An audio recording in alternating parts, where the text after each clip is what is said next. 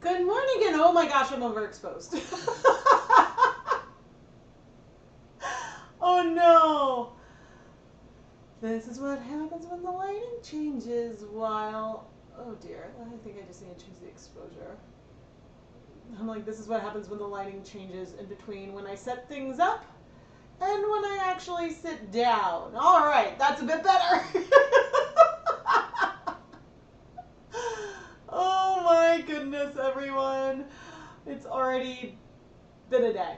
But good morning, everyone. I am Rebecca from ChemKnits, and today we are going to dye some Hocus Pocus inspired yarn. Pulling colors from this promo poster from Hocus Pocus 2 of the Sanderson sisters in their beautiful, vibrant glory. A lot of times for October's dye-along, I'll pick something very fall-inspired. We've done a lot of fall leaves, fall forests, pumpkins, jack-o'-lanterns, and given that last month's inspiration photo ended up feeling very spooky with the colors, it felt very Halloween appropriate. I was like, ooh, maybe we'll go witchy for this one. And then Hocus Pocus 2 came out this month. So I was like, perfect! Now, I know that there are times when we do dye-alongs and things, we talk about how many dyers have similar inspirations. I am sure there are dozens and dozens of indie yarn dyers who already have Hocus Pocus inspired yarn, that colorways that are probably popular that they sell in their shops. And I'm sure that there are many, many dyers who are also dyeing yarn inspired by the Sanderson sisters and this movie poster. And to further that point, Nomad Yarn is also doing, what are they calling it? Nomad Monthly Challenge. And so if you dye yarn on a Nomad Yarn base this month and share it on Instagram and tag them and use the hashtags that they say, you could win $50 in Nomad store credit. I've linked to their Instagram post down below and to their website. Nomad has, and full disclosure, this video is not sponsored by Nomad, but since we have the same kind of dye-along inspiration, I wanted to shout them out, and then I decided to use some of my Nomad yarn today because, yeah, I thought it would be fun. So the yarn that I have is yarn that Nomad sent me for free in the past, and they do have some new finer merino versions of some of their standard yarn bases. So in my review, I was like, some of these bases aren't quite as soft as some other yarn bases I use, but there's a softer version of them. So like I will be using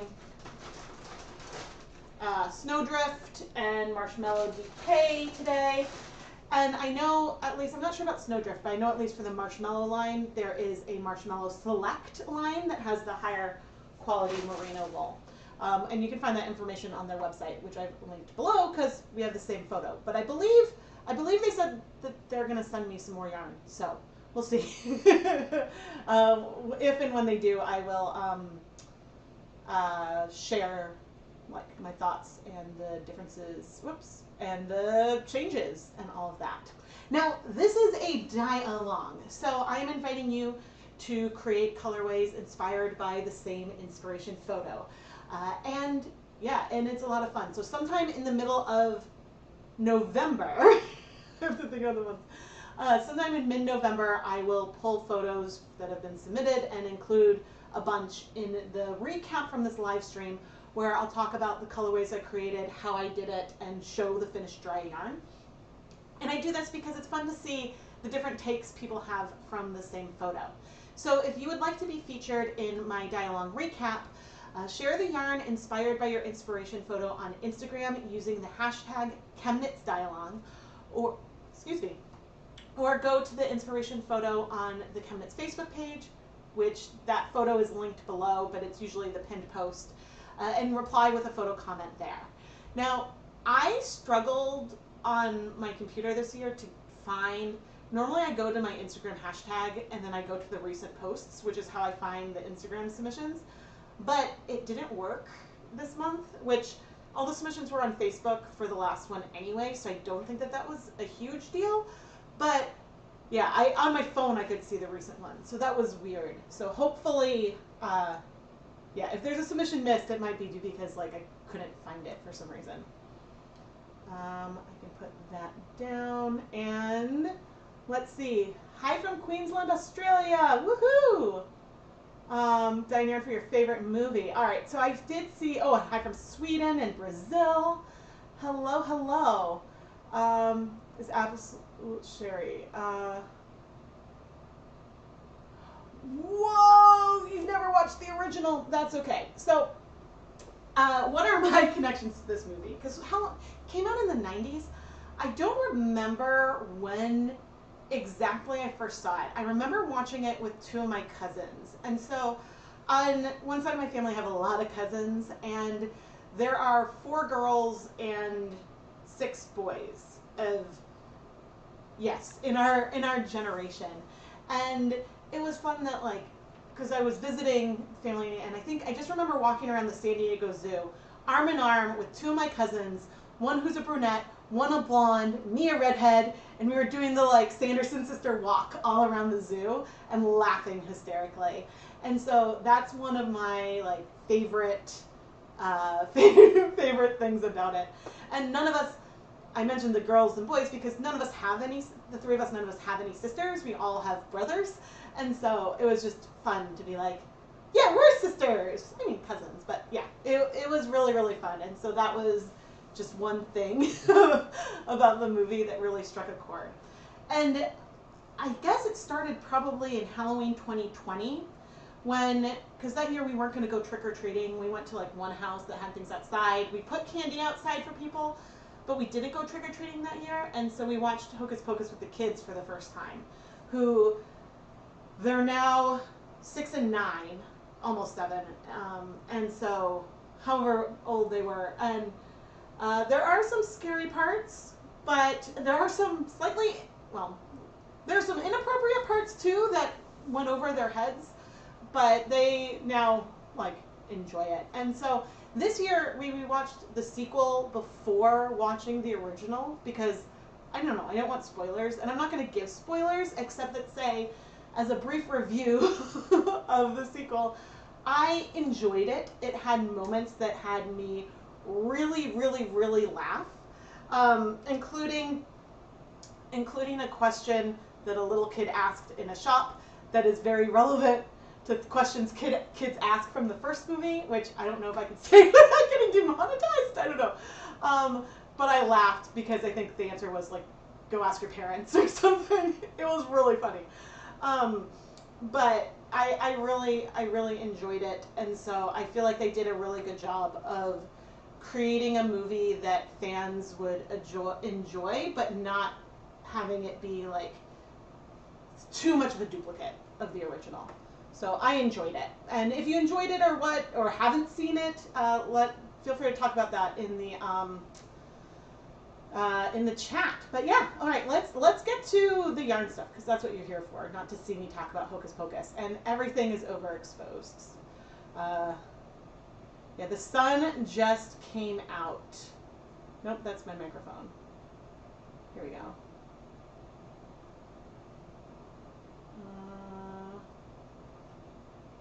No, let's reduce the exposure. Okay.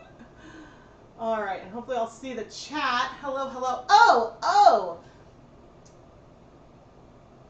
and I can make this smaller now. Where is it? Here we go. I'll move you up here for now. Oh, and okay, there's still ChemKnits Hanukkah samplers available for pre-order. I'll talk about that later. I have a link in the chat.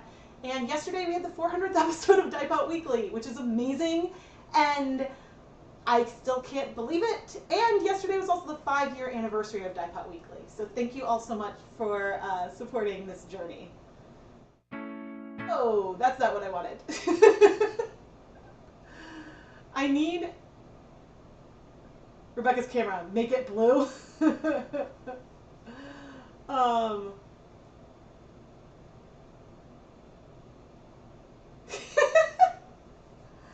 Oh man. Okay, let's go up. So I figured we'd start with some crude swatches, and oh, let me make sure my monitor and by monitor I mean an iPad in a kid's case, is on. And while I'm setting this up, please like and subscribe. Cool. Cool. This way I can see. Okay. Nope, I want to see all chat. 400, woo! Yeah, the color story, when I looked at the poster, I was like, oh my gosh, this is amazing. And I need to move the sisters. Oh no, not that. Okay, I still think that I'm over. Oh. And watch, the sun is going to disappear again.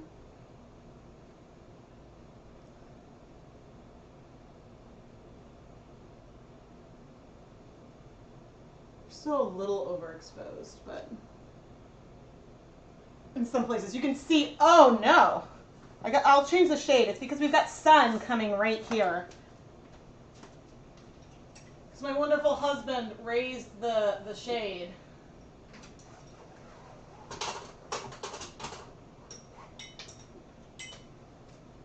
Okay, we've got water boiling on the stove.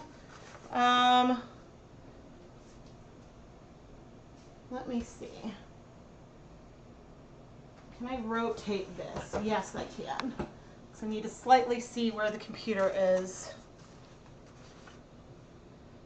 Okay, well, I'll be moving this. But I pulled a lot of blues just for backdrop. I pulled some like burgundy pinks for Mary. I pulled some like purpley colors for Sarah. Intense Iris is probably a little too blue, but we'll see. And then I have some Winifred greens, including Dharma's muck green, because amok.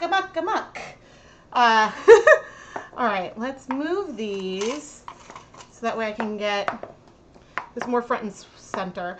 With a lot of these colors, I do have swatch pictures of them, and so I could go and deal with that, but I thought that it would be fun to just check and decide the colors here.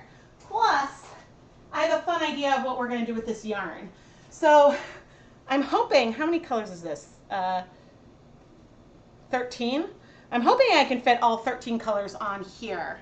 So we will see if we can do that. But I'm now putting on my respirator mask, so I'm going to be a lot more muffled. And I'm also going to wear safety glasses and gloves.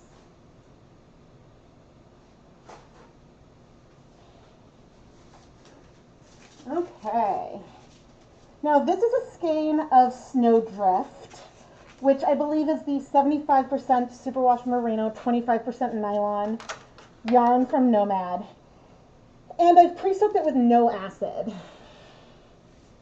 So no acid yet. I mean, we know, we'll do the blues last because that's less important. Let's start, and we'll start in the middle. This is the muck green.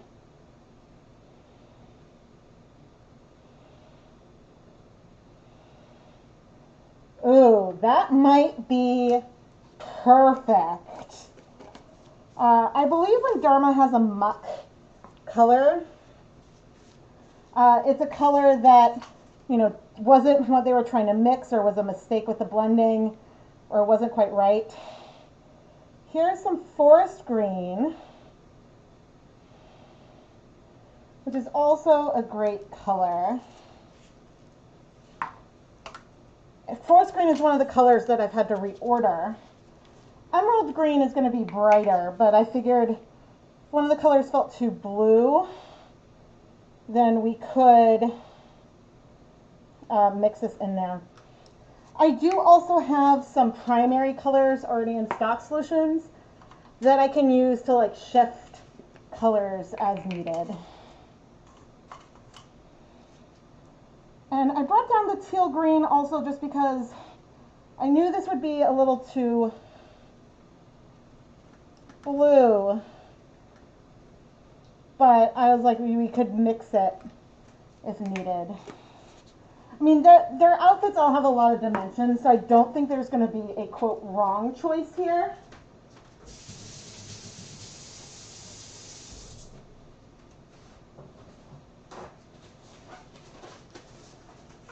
But I'm going to take a picture of this before I continue and write down the colors. Okay, so we did muck, forest, emerald, and teal.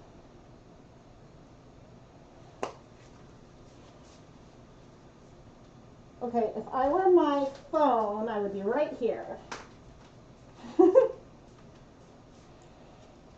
And I'd be taking a picture of myself.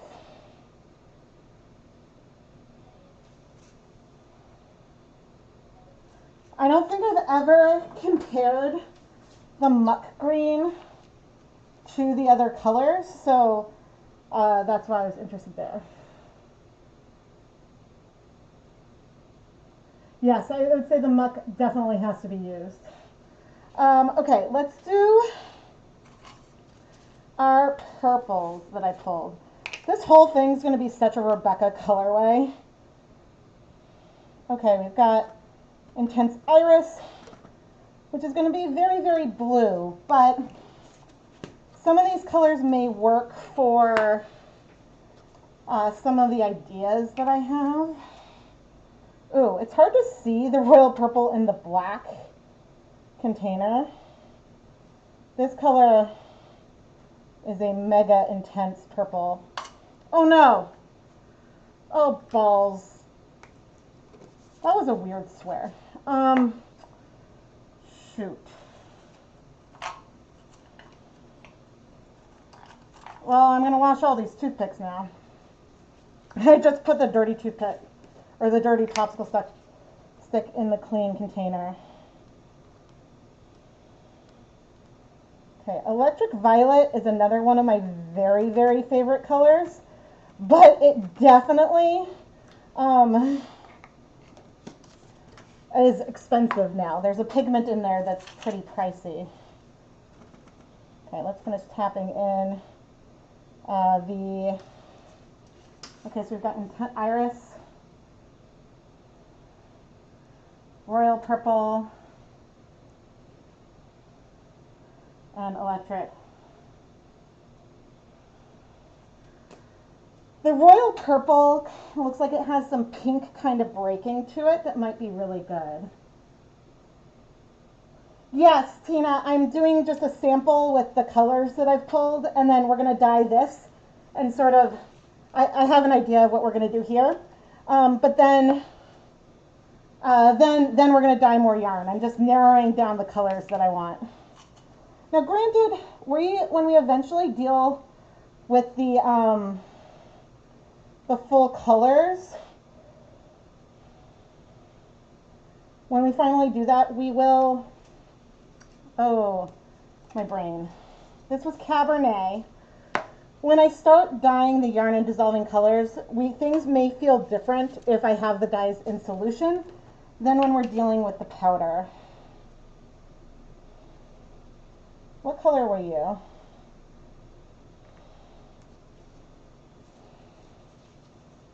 Plum Dandy. I don't use that color very often. Let's use a little more. The Plum Dandy is actually a really, really good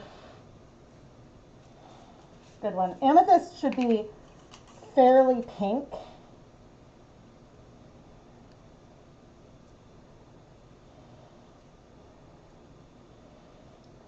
Yeah, potentially a little bright, but mixed in with some of the other colors could be fun. All right, let's write this down. Plum.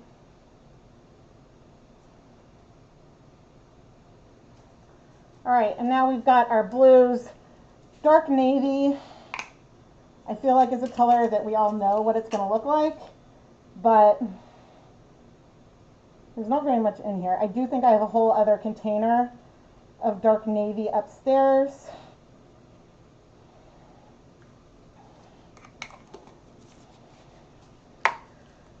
Then we've got midnight blue.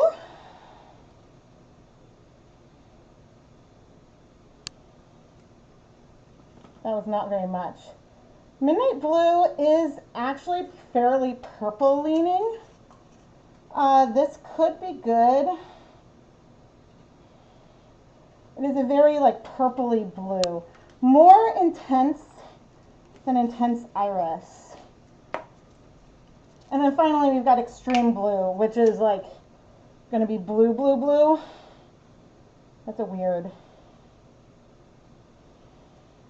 Oops, some of that powder dropped.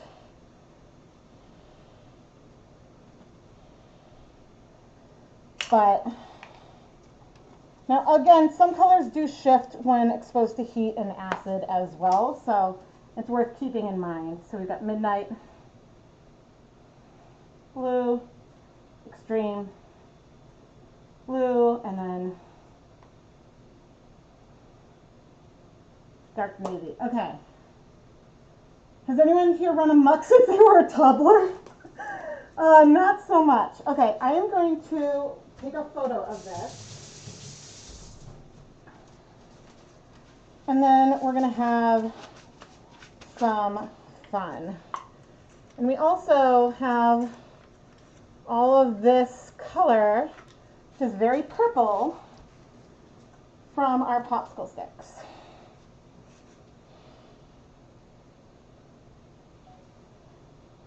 And I'm also taking pictures of the notebook because then you can see how bad my handwriting is. Aha! Okay, but I also suppose before we do what we're going to do, I need to narrow down and pick colors. All right, let's make the Sanderson Sisters bigger so that way I can see a little better. Because that way I'll look at them, make them bigger, and I'll move this over here. Okay. So then I can decide. I'm waiting for, because the angle, actually I can just shift that. Okay. I'm thinking that for Winnie, I do want to use the muck green.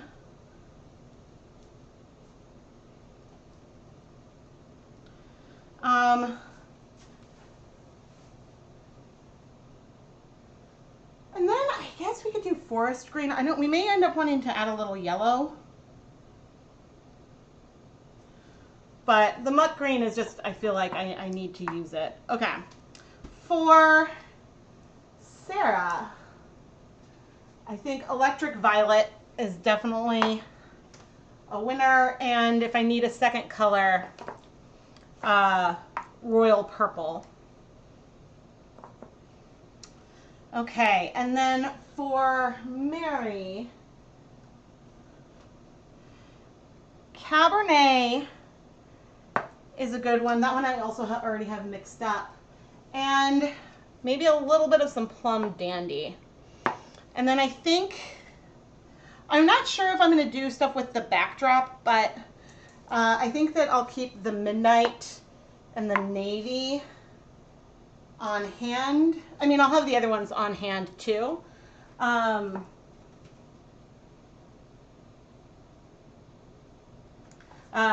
I'll have all this will be on hand because it's all downstairs. But I think that is it more narrowed down. And it's not going to be perfect. I don't know how much dimension we'll end up with, but I think it'll be nice and fun. And I will label this swatch photo to include in the recap. Okay, but now we're going to do something a little fun, a little silly with this first skein. Okay. And I need a hot pad. Where did I put it? Here it is. Could I zoom in on the yarn? Yeah. And I can make the scissors smaller again. I mean, I don't know how much I can zoom in, but I can do this. And so the colors that I've been leaning for are this one, that one, with secondary hints of those two, and then this one and that one. And then I've kept these like deep purpley, more blue colors on hand. Okay, but I'm gonna move this. Where is the camera? I'm like all backwards. Okay. Oh, weird. Okay. No, I want to. Okay, I'm gonna switch sides. I'll move that down there. Okay. Nope. I'm gonna switch things again. It's like things are upside down and backwards. That's why I keep. All right. Whoa. Okay, we are there. Okay, that's good.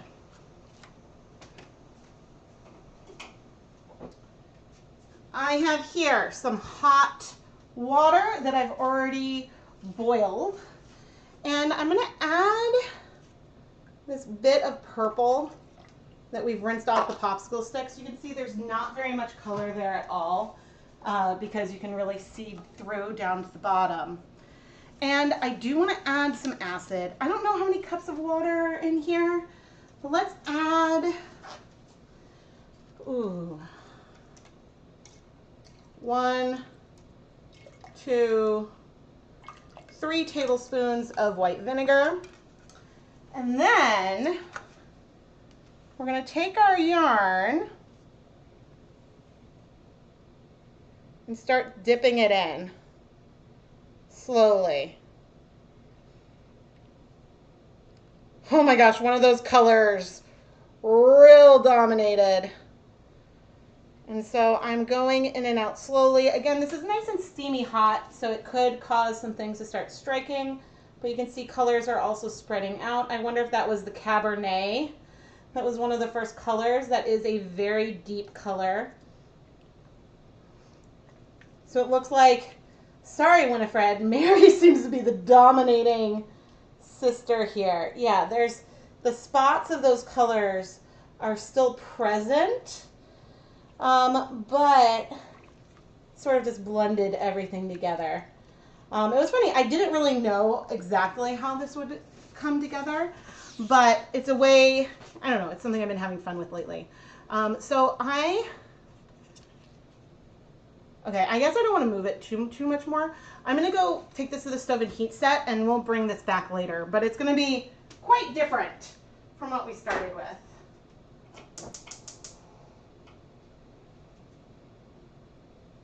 Okay, that's heating. We're going to give that 30 minutes. And I'm also going to add a little more acid to it over on the stove.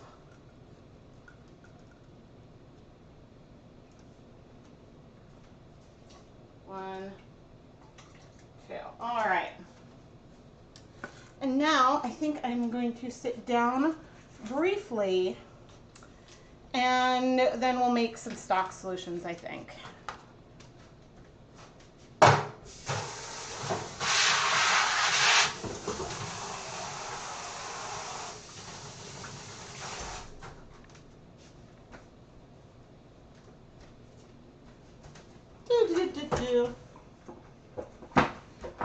This is when I need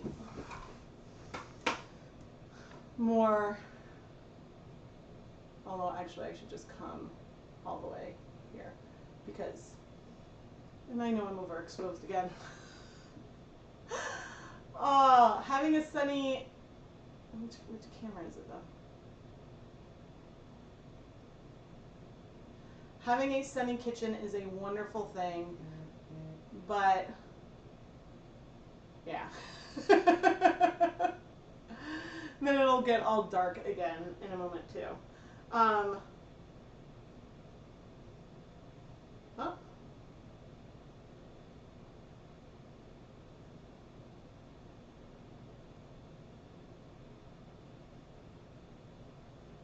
Oh, okay. I'm gonna take a brief break. I will be right back. I am going to go take care of something. So please stand by.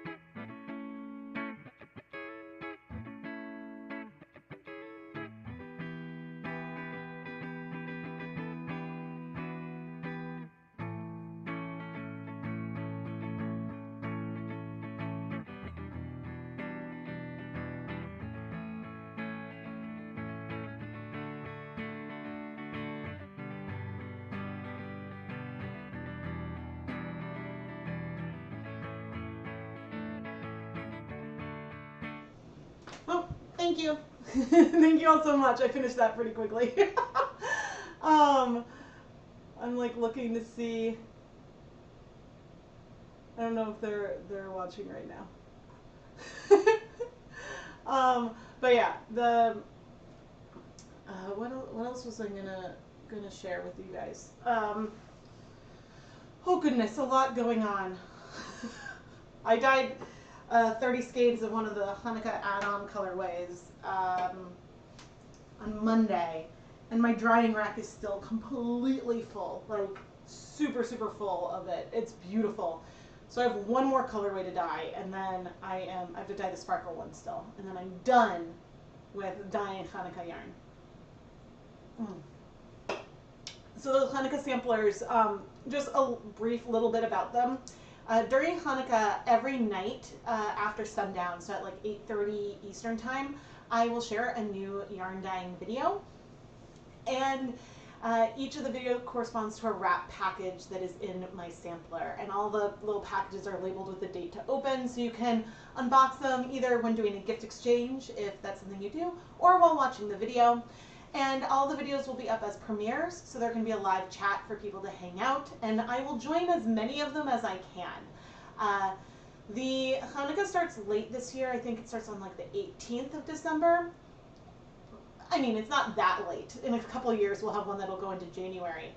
But so there are some things like I have some family holiday parties, and one of the nights is on Christmas Eve, which is a big like family night with my husband's family, and so there might be some nights where I just pop in briefly to say hi, but I'm not there the whole time. But otherwise, I try to be there to hang out with all of you so we can react to the video and I can answer questions. But I love seeing what you think of the colorways.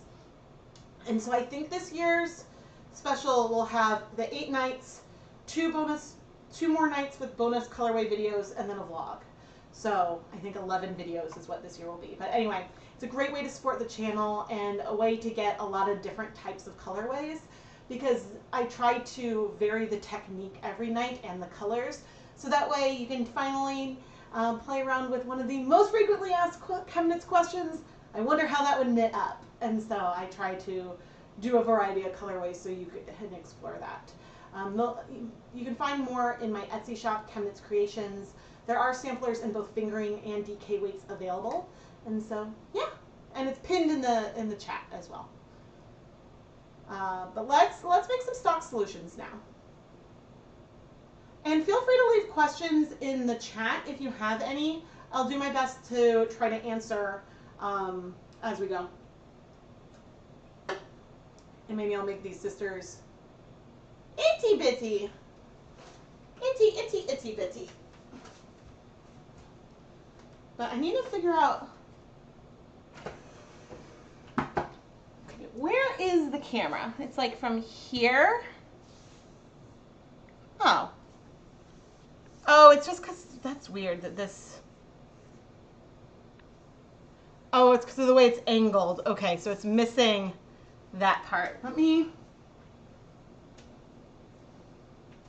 to try to move you.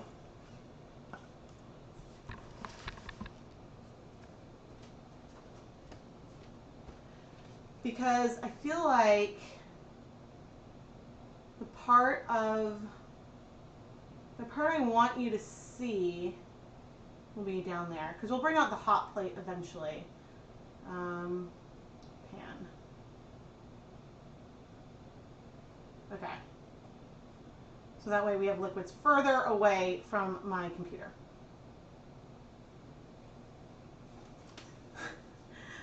Oh, hi, Melanie.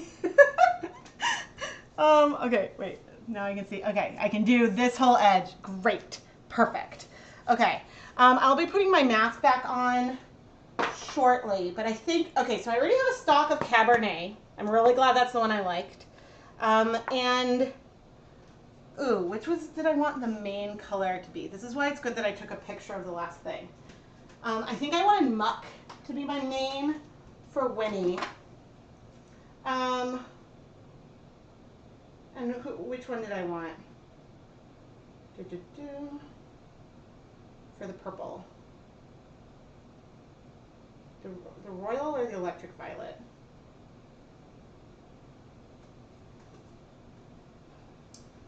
I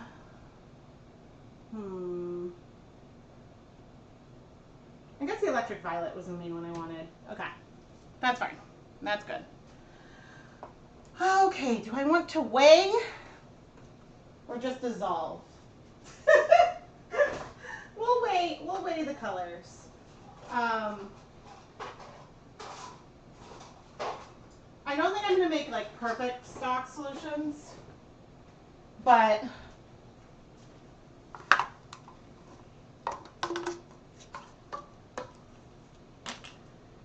we may as well weigh them out. The thing with the Cabernet is a little bit of that color goes a long way, and so I'm going to have to be really, really, really careful. All right, I'm going to get suited back up. And at some point, I'm going to have to turn on my water to start making the water hot, so that's going to get loud. Okay, my gloves are over here. How much do I want to do?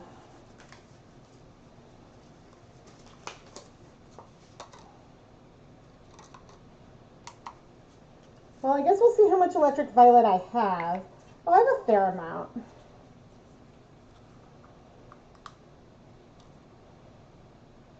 That was 4 grams exactly? Sure, sounds good. Sounds good.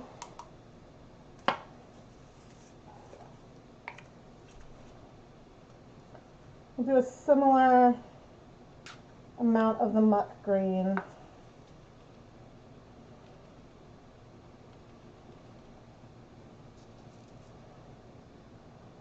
Because even though we're going to use powders today, or sorry, solutions today, I'm not going to be super exact, but let me get hot water.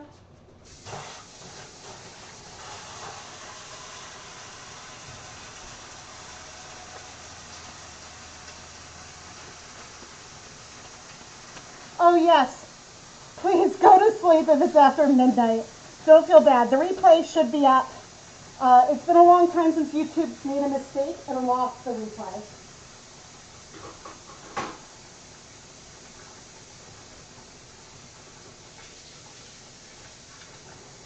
That's not hot yet.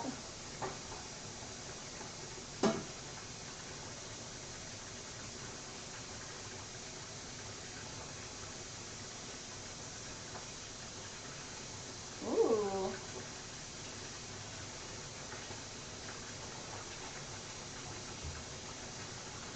Come on, it's so cold today that getting hot water.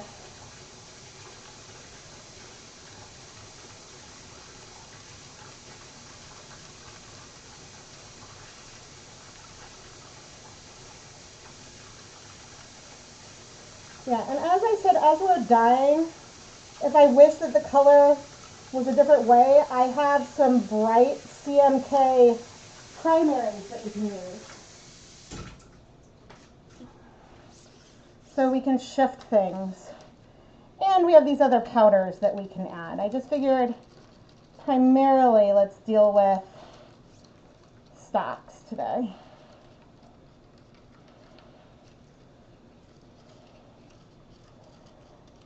But it's also good to remind you all that you can deal with stock solutions that aren't at a 1% concentration. We have 1 gram of dye in 100 milliliters of water. But since I do know how much dye we added, even if it's not exact, I should be able to do something there.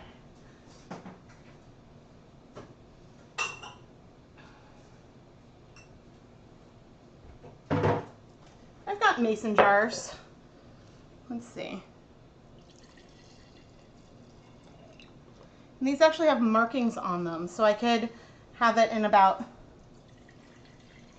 approximately 300 milliliters of water. That actually might be good.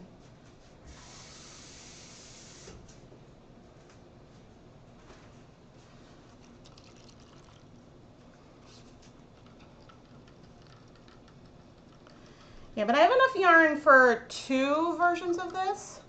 You love my little scale? It should be linked in the description. It's a small one I got on Amazon. I wanted one that would be rated to go to 0.01 grams maybe. And so, yeah, it's definitely linked. If not here, I'll check that in a moment, but it's linked in most videos. And also, actually, I do have a, like, my favorite tools and equipment for dyeing yarn blog post that's linked in a lot of my descriptions, and it's definitely in there. Because the scale is one of the most important. Ooh. Yeah, see, this green breaks. It's got like a nice blue finish, a very blue finish, and is otherwise very, very green. So this color may behave differently depending on how well I mix it. And that might be a little sneak peek preview for an upcoming video. Okay, how we doing? And I'm not worried about trying to perfectly mix anything today. We're just trying to get some of the color. And actually having these 2 colors at a greater than a 1% stock solution. So I guess if I go to the 300 mark, they would be like a 1.33% stock solution. And the thing that's nice about that is Cabernet is so pigmented that it's good for the other colors to have a little more punch.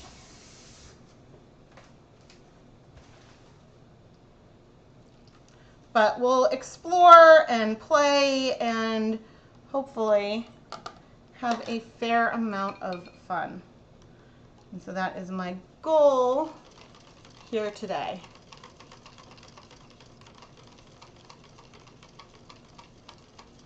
Oh, you're gonna make self-striping out of these colors? Oh, Kenyatta, that sounds so, so pretty. I definitely thought and considered about doing like a skein for each of the 3 sisters. And if I was gonna do that, those colors, I would probably do the 2 greens that I picked, the purples I picked, the more burgundies I picked, and then use some like midnight blue speckles or something on it. I think that's what I would do, which, I mean, we might still do. I don't know. We'll see how much dye and everything we have. But okay, I'm going to bring this up to about 300 milliliters approximately. And our stocks are ready to go. Okay.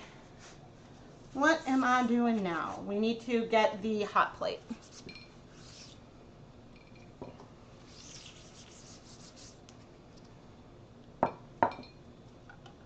That is my acid. Okay, Miss Hot Plate, where are you? On this shelf, good.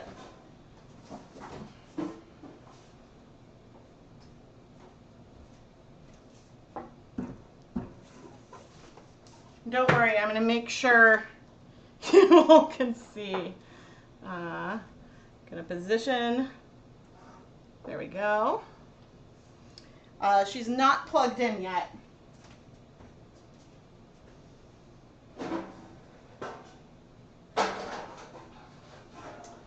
Okay. Chat, should we do fingering or DK weight? I'll set a poll, actually. I will set a poll. Let's see. Poll.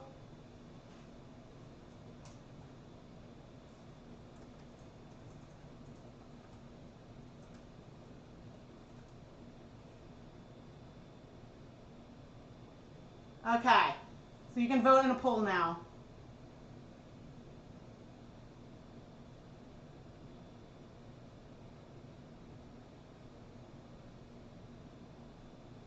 I realize that the word, YouTube is going to filter the word fingering.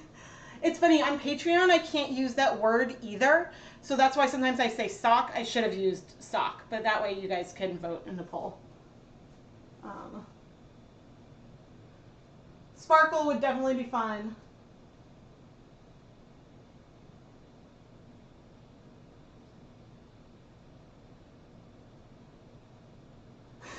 I can certainly be a stash enabler. Ooh, whatever is going on in that pot is looking fun.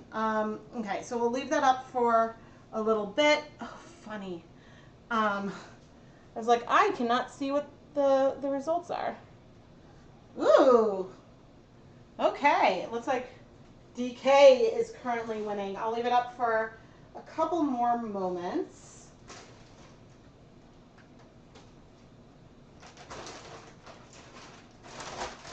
I'm going to save that. And so the DK, again, it's the Marshmallow DK, not the Select, but the other one.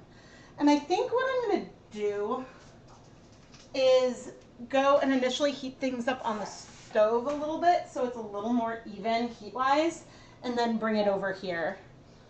But then eventually what will happen is once we finish dyeing this, then I'll bring this back to the stove and bring,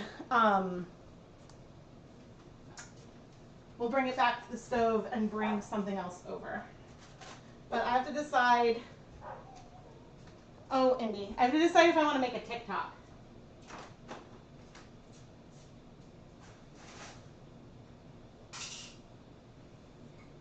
Not that I'm good with like TikTok and Reels, but I find, at least I really enjoy making long time lapses of the stuff that I do.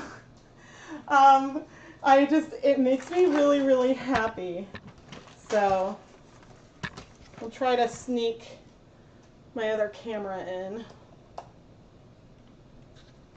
But I want to give all of you priority. Let's turn it on.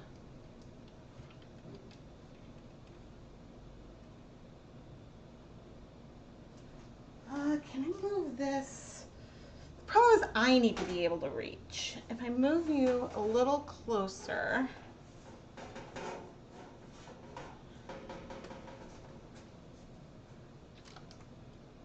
Okay, I guess that's pretty good. Because I'm a little torn with what I want to do.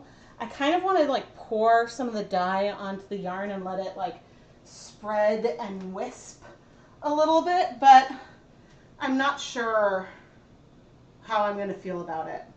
Okay, I'm going to end the poll. DK is the big winner.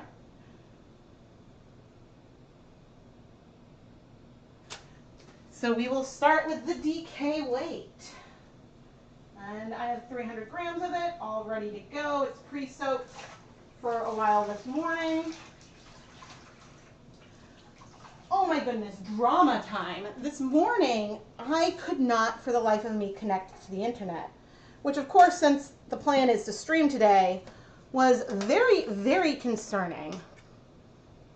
And so I did not like that. So thankfully, like, I was able to make it work in the end, but it wasn't like it was my computer, not our internet. So that was wild. Okay. So part of me wants to have a lot, I mean, we'll go for it. It might all turn one color, and so it may not work. But I think what I want to do is have a lot of water and a lot of acid and kind of pour the dyes in and let it spread a bit. So we'll see how well it works. And if it doesn't work quite the way I want, then we'll do something else. Then we'll change it up. But let me start getting some water.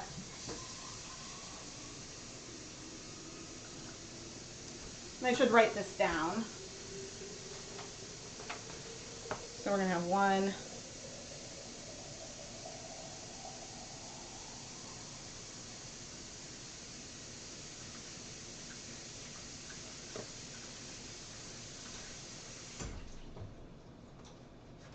here is 8 cups of water. We don't have any acid yet. Okay, we're going to go for 16 cups of water.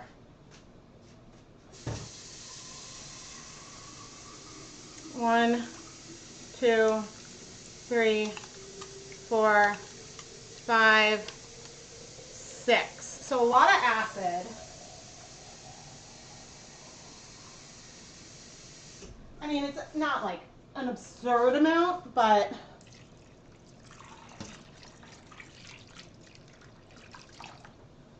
that's enough. Yeah, because I want to be able to sort of pour the colors on, like in sort of like a little strip, and then let it sort of kind of curl and move. But I want to start heating this up, and I'm going to do that again on the stove and move it back over.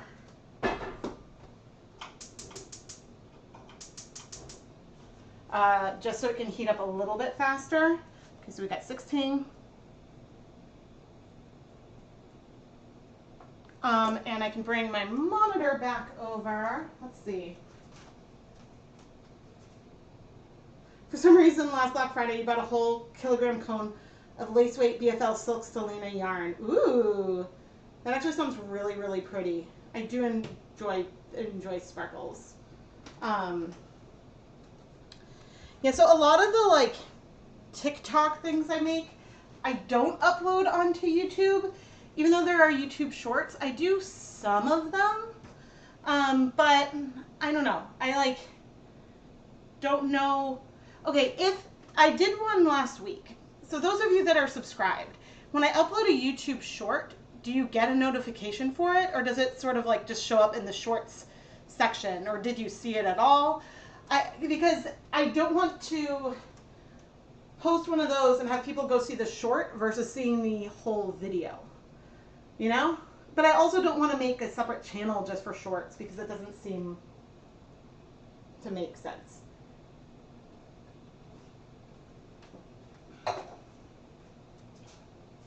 So I've been posting these more on Instagram. Well, basically, Instagram now will like, it was encouraging me to post short like reels or whatever so much that they're like, we will pay you. And I'm like, okay, sure.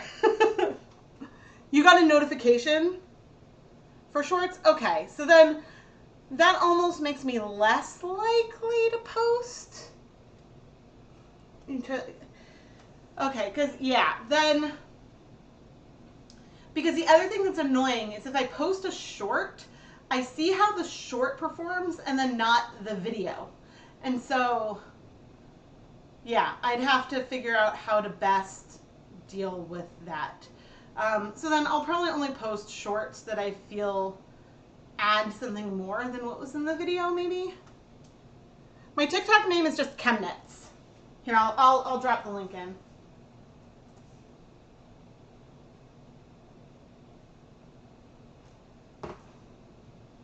I don't really know how to TikTok because I'm an old ancient millennial.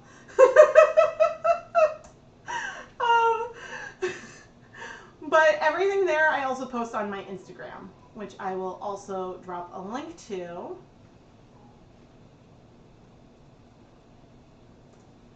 And supposedly the things I post on the reels I post on Instagram would also be on Facebook, but I don't know if it actually does that. Ooh, how was the cotton acrylic blend? We are dyeing Hocus Pocus inspired yarn. Okay, we got the yarn. Oh, I'm okay. The edges were way hotter than I'm used to. Oh, that was not normal. I don't think I'm burnt.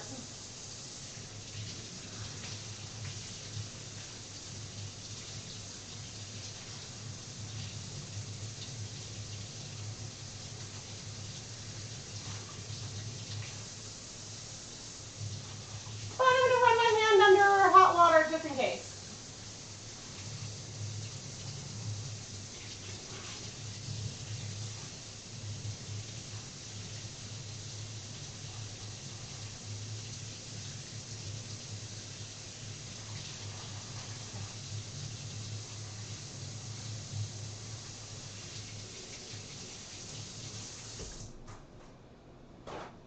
Ooh-wee. The edges of the pan usually do not get that warm. I must have had the burners on a lot hotter. Ooh, I think I'm okay. Like it hurts, but I don't see any blisters or anything. Oh my God. I think I'm fine. I think I'm fine.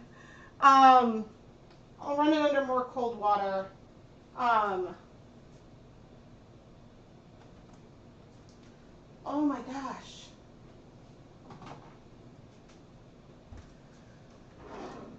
That was unexpected. I mean, it shouldn't be unexpected.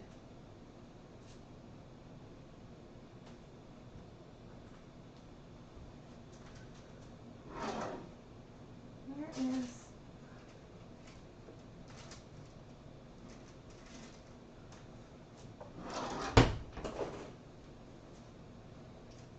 Oh my gosh. Because usually the edges of the pan, I always have it set so that way the edges of the pan are cool. And yeah, not today. Okay, I'm going to turn this on.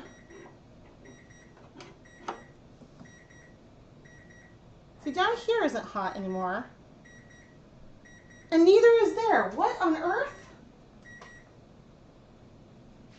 Yeah, I'm going to run my hand under a little more cold water. There's this one finger that got the brunt of it.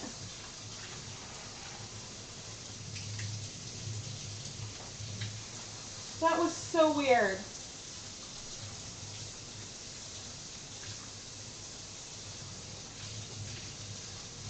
I must have had it on the stove at a slightly weird angle.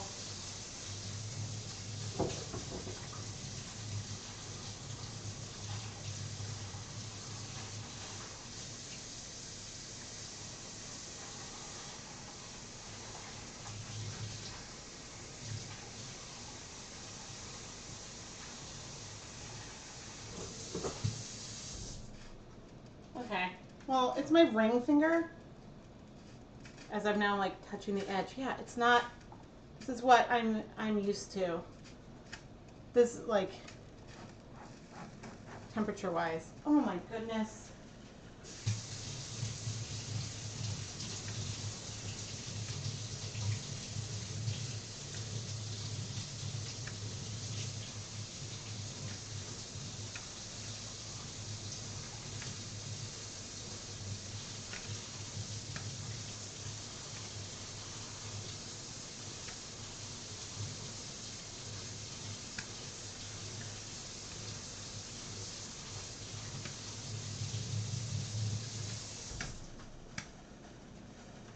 And I'm usually so good about reaching for hot things. Okay, it's like the rest of the hand has completely stopped feeling stuff, and this, it feels better. Yeah, I'm fine. But see, now of course I'm touching. Yeah, and like there's like no heat in here anymore. So like the heat doesn't stay in the pan long. And of course, like, yeah, I had touched the water and I was like, okay, perfect, it's warm, not hot. That's so irritating. Okay. We will be fine. If I have a ring on, no, I'm fine. So it's where I got myself is like the very tip of the finger. And I felt it on the palm of my hand before, but not anymore. Yellow mustard spread on birds is phenomenal. Okay. I mean, the only thing I remember is not to put ice on the burn. Thank you, Inspector Gadget, for their hot tips at the end. Oh my gosh, I can't believe it. Oh, okay. I am going to start getting my colors ready as we heat things up. And this is sounding nice and sputtery. Okay, so down near me, which you can't see, I have some nice cups. And in these, I want to put the dye that I'm going to pour on. And so I want the dye to be able to spread. Oh, and I ripped that glove. I want the dye to spread out, but I don't want... Oh, this is what... I know what I'll do. I was like, I want to go by feel, but also not. So what I'm going to... do as I struggle to get the glove on, oh my goodness, is I'm going to fill my graduated cylinder with 100 milliliters of water. And this is mainly because I know the Cabernet can be such a friend. Okay, so this is 100 milliliters of water here in a cup. It goes to about, it's not even quite halfway full. And so that is good to know. And that I'm going to use with our 1% stock of Cabernet, which lasts forever. Probably should have swatched with that, but so if I was going to try to dye all of the yarn, we have 300 grams of yarn in here, a 1% depth of shade, I would take 100 milliliters of each color. I don't want that much of the Cabernet, so I'm going to take some of the stock and pour it in to a cup. And I don't know if you guys will be able to see the level, the difference level. I've got maybe a third of the volume that I had with 100 milliliters, and I added the water to it. So we've diluted it, I guess almost like it's a one part dye, 3 parts water. And that's mainly because I don't feel like being exact in measuring. I'm going by feel. I'm seeing. Okay, so then for our purple,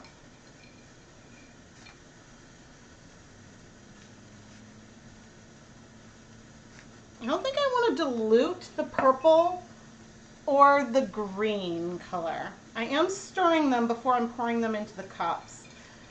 But I'm taking, from what I'd seen before, oh wait, I will be able to kind of measure this. I'm taking maybe about 75-ish, 75, yeah, or so milliliters. So that's probably close to a gram of dye.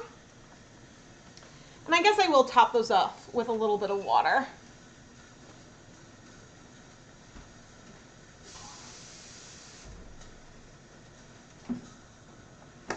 The edges are completely cool. And my finger doesn't hurt anymore.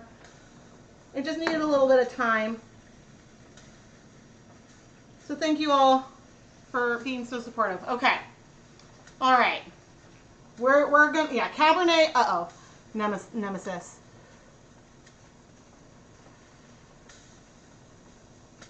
Okay, let's see. We're gonna start now. Oh, I would like to film this.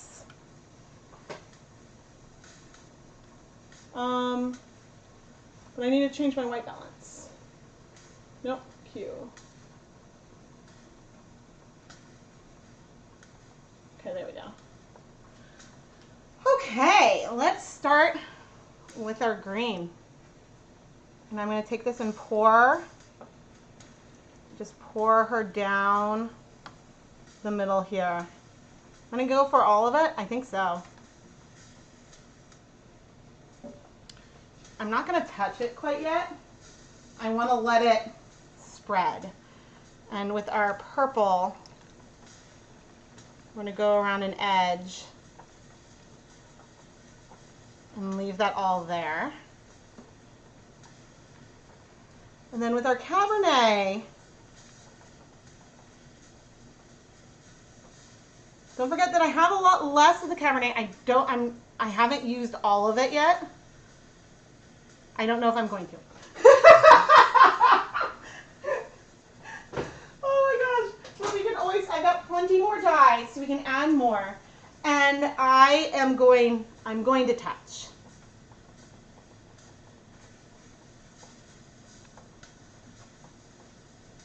I'm going to touch, start moving this through. You can see our muck green spreading down. We'll see this color spreading into the middle. I don't know if we'll end up, maybe we'll add some like blues in there. I don't know if we'll add anything. But see what's going on in here with the way the colors are spreading and kind of combining.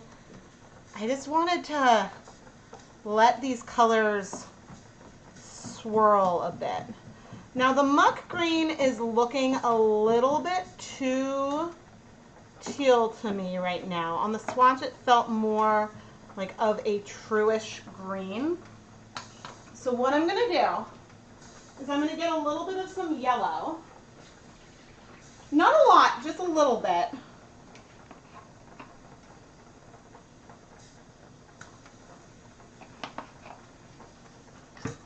I poured just a tiny bit of yellow into the green cup,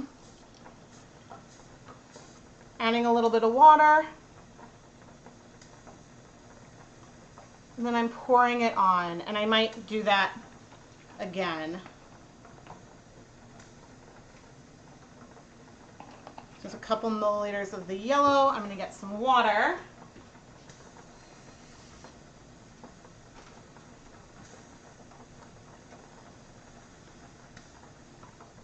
And I'm pouring that in, bringing it through.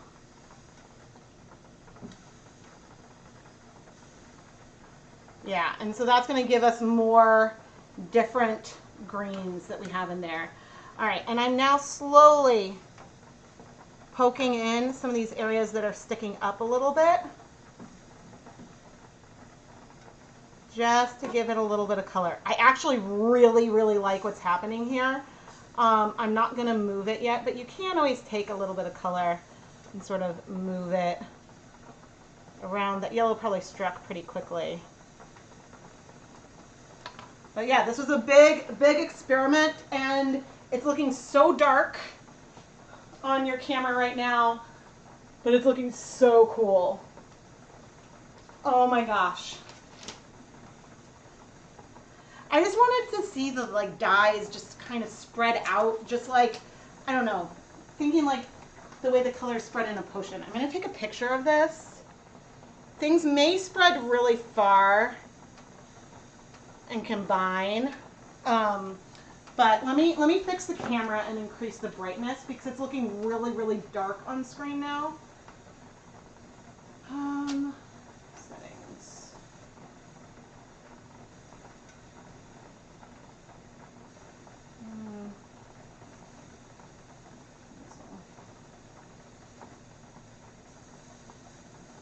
What?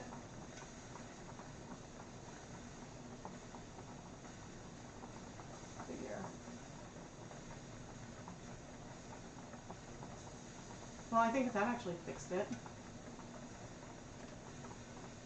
Let me see what you all are saying. Have I done a depth of shade study on Cabernet? Not in so many words, but kind of. Ooh, adding the little bit of yellow did, I think, what I wanted it to do. So the colors are mostly staying where I placed them, but there is some spread.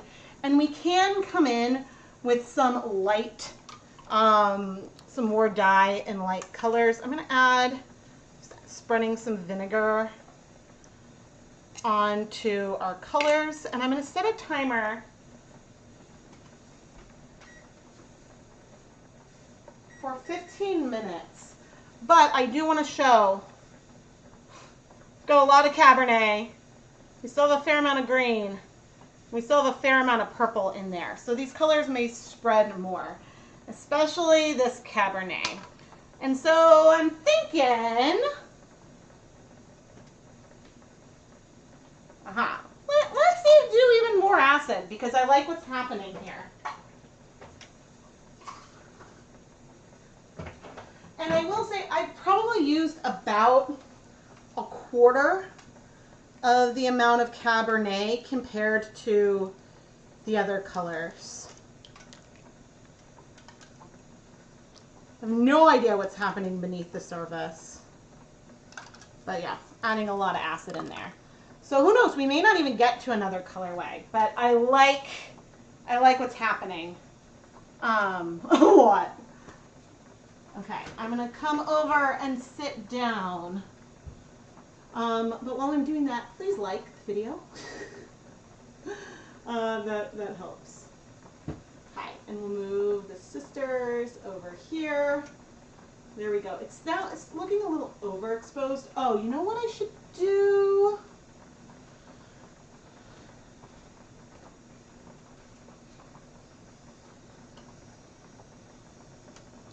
I'm gonna reduce it a bit. We're not boiling We're at like a nice theme, but yeah, let's see. And let me get the chat up a little better. Okay, let's see. Is Plum Dandy too purple for the red? It might have worked pretty well. It might have been pretty nice. I think that was the second color I picked. So if I decide to add some powder on, then I would add on a little bit of royal purple, a little bit of forest green, and a little bit of plum dandy. I think were the direction that I would have gone if I didn't stick with this main color. But I knew I wanted them to blend in some kind of way. Thank you so much.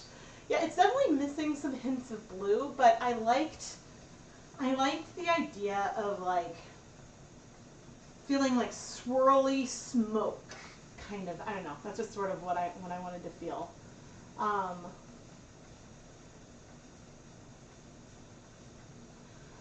Interesting thing happened yesterday. You managed to dye Stellina in your yarn. And so, yes, so Stellina can sometimes pick up color. I don't know if it depends on the length of time you're heating it. There's a video for the Spring Mini Skein mini series where I showed that, and especially pinks seem to stain it, but I feel like the yellow and green also stain it a little bit. And never worry about being late. Like, if you missed a start, it's a stream. We're here for fun. And, yep, there goes Indy barking. Thank you, Gretchen, for the barking emotes. Woo! Oh, I should put this one on right now. Wait, I don't see it. Oh, because it's right there. Oh, it's too far down. I'm trying to not touch right now. Yeah, I'll get them. But yeah, so the Stellina, some colors will stain it. Lurex doesn't seem to pick up color.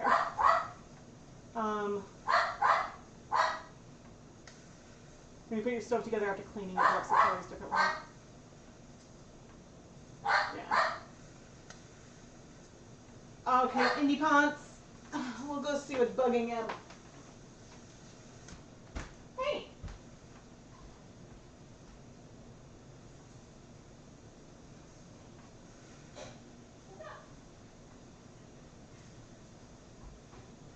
So it's so funny because he normally just, during the day, he sleeps and he barks.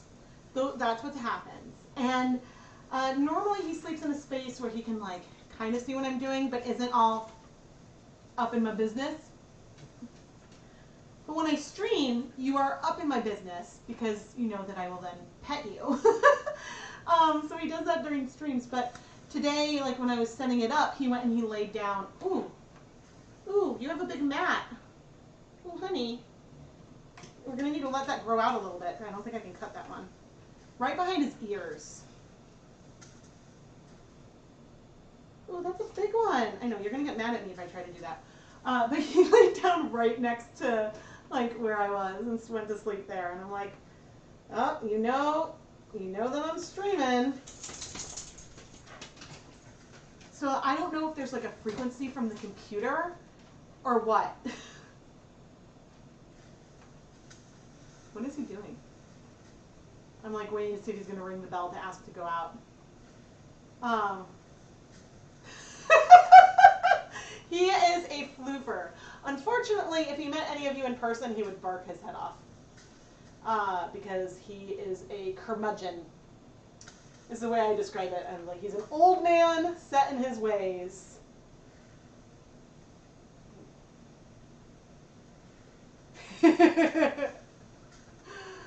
Oh man. Yeah, oh, so that's the thing I don't know, like, with like TikTok and Reels, because there's one of them, it's like, okay, as a business, there's like a library of sounds that you can use.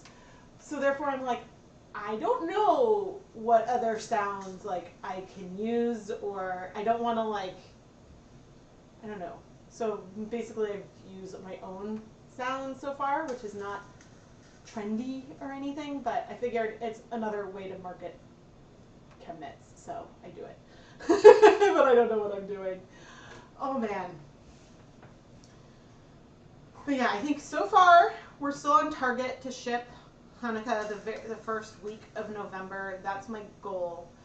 There is, oh man, I'm like trying not to spill too much. I had a really cool idea that isn't gonna quite work out, and I'm bummed. All the components of this idea will still be in there. It was just an idea of a way to combine some things in the package that I thought was gonna be really, really cool, and I can't quite do it that way. So I'll talk about that in the like Hanukkah vlog, but there's some fun packaging. I'm very excited. I do try to mix it up a little bit from year to year.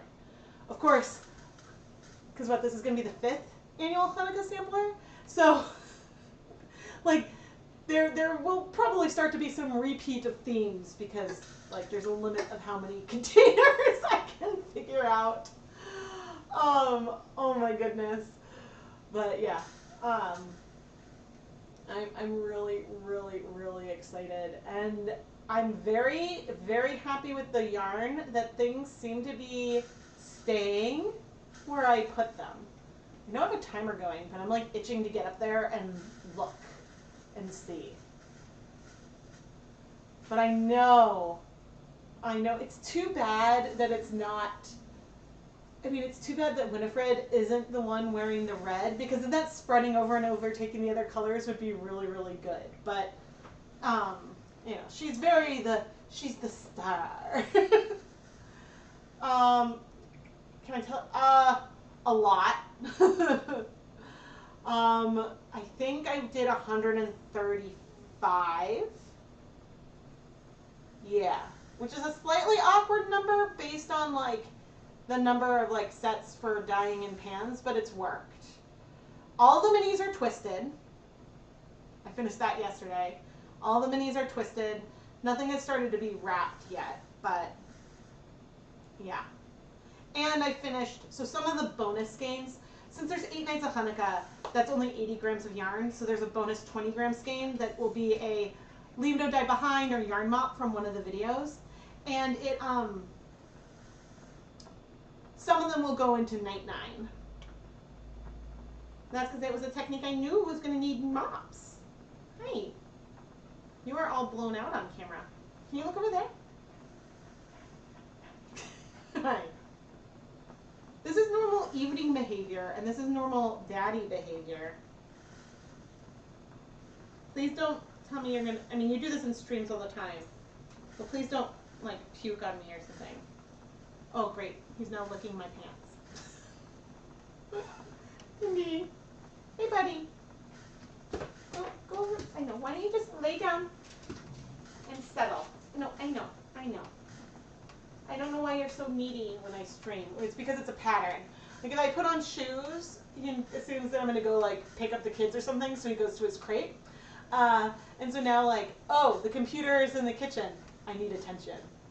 Oh, I know what I can do now.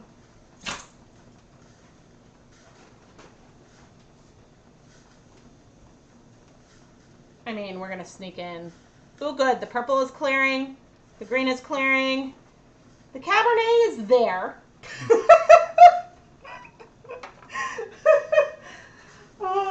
The Cabernet is present. All right, where are my tongs? Okay.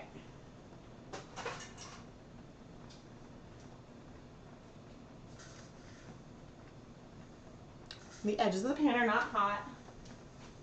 And I can take out, I forgot about that first cut skein.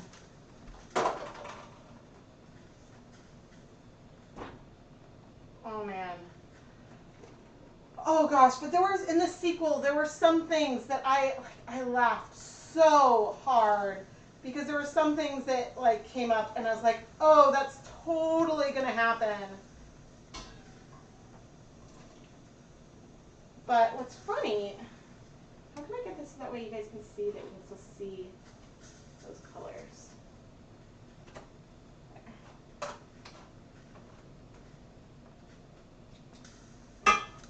And this is likely from some of the Cabernet and stuff, but here is that first skein that we dyed. It goes really well with this. I can't see though. I'm going to bring it back on screen in a sec. I need to see. So when I'm watching the stream on my monitor, that's not giving me a live feed. It's giving me the delay. Okay. So I need this. So there we go. I can see where to put it. So that purple, those purple hues really, really took over. It's really pretty. I'm going to let that cool so we can wash it. You're very excited? Welcome, welcome. Yeah, Beth, last year was 125. I'm impressed that you remember that. I'm trying to like peek. Oh, good.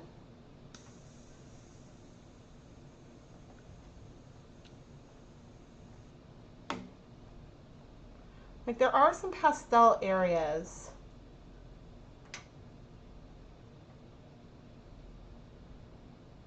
But I'm not going to want to flip things probably because the Cabernet will just go everywhere, which honestly wouldn't be that bad.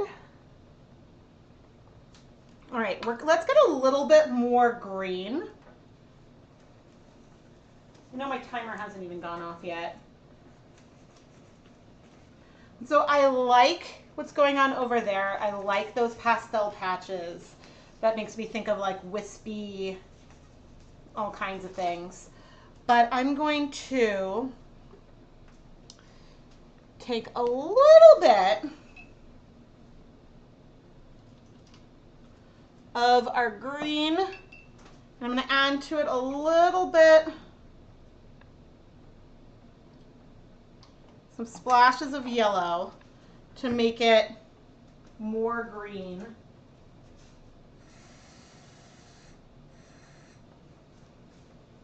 Did I make it too green? We'll see in a moment.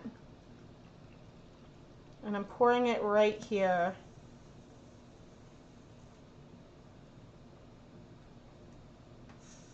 Right next to Winifred.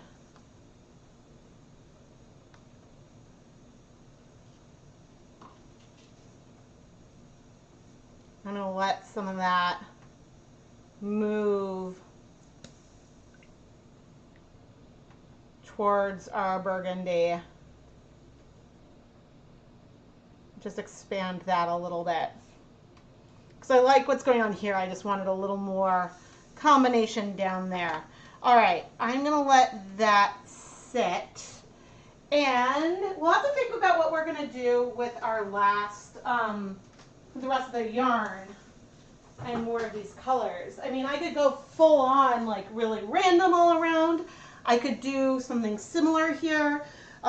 Please leave suggestions. Maybe I could do something that's more low immersion versus more heavy immersion.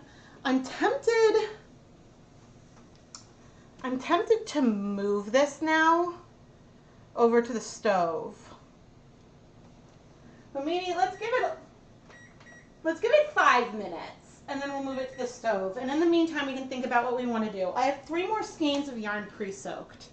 And so we could do something lower immersion with these colors. We could bring in some of the powders if we wanted. I have plenty of these colors left.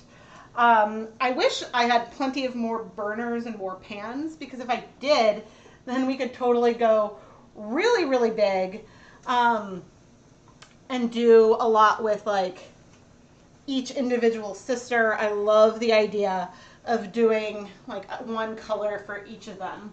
But I wanted to do something that was like all 3. And so I know this is one more literal interpretation, but I am trying to do more repeating-esque kinds of things lately. That's been something I've been enjoying playing around with. I try not to get like stuck in one comfort zone.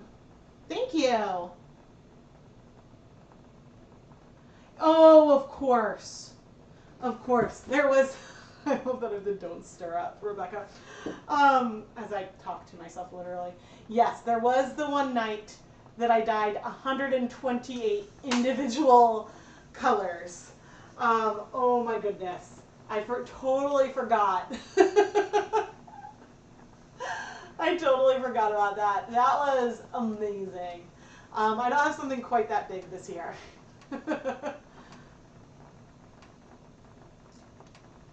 Oh my gosh, that was an undertaking, for sure. Because I still think that is my favorite video that I have ever done, ever. Oh goody, I got a package or something.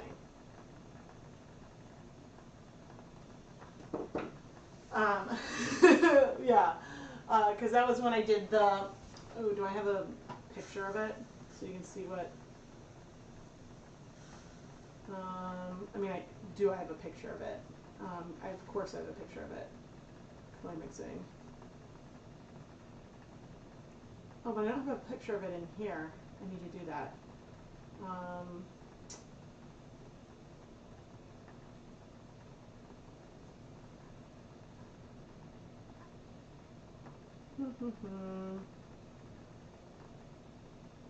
That was which year? Of course, I have like all these like screen grabs from videos. And so that's where I'm going. Is that? Yeah, I went too far back. Oh my gosh, it's so fun to like go through. Oh no, I didn't go far back enough.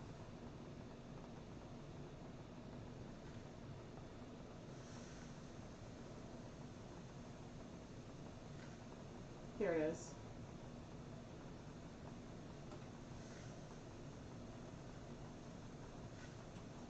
I can add this to the color mixing folder.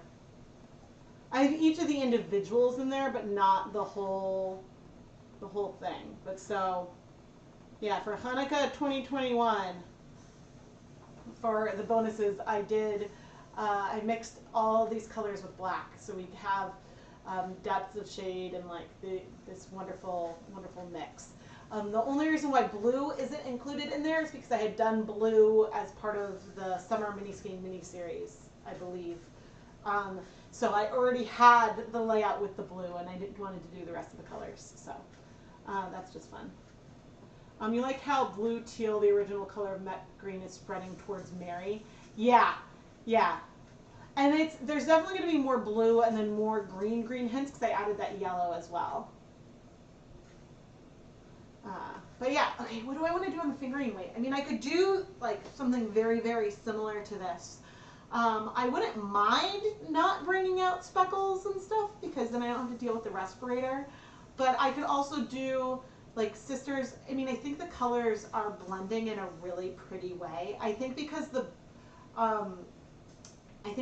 Cabernet is very, like, they all are a little bit blue leaning in the colors that I've picked. So we could do something more randomly placed with our color stocks. Yeah, I mean, we might do something like that. I could add them to squeeze bottles and do some like layering that way, but I'm not really in the mood to like scribble. That doesn't quite feel like I want. Yes. That was the video that injured my wrist. Because I think I did every day I was swapping out the colors and doing another version, and so I ended up with a repeated stress injury like here, and so I couldn't twist. And so I wore a brace for a while. Okay, the Cabernet is looking good. I mean, this has mostly cleared. And same with the purple. It is just, and I'm being very, very careful. Okay. We are going to turn this off because I'm going to move it to the stove. And I don't like to leave an electric hot plate on.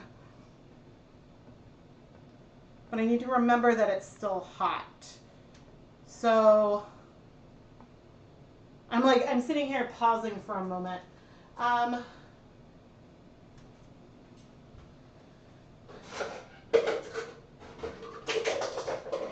Maybe what I'll do is get the other steam pan ready with 2 cups of water in it.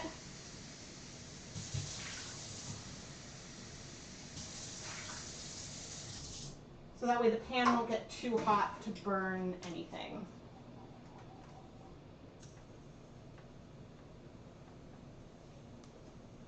All right, we're going to the stove. Hopefully Mary doesn't spread too much from this. I really, really like it.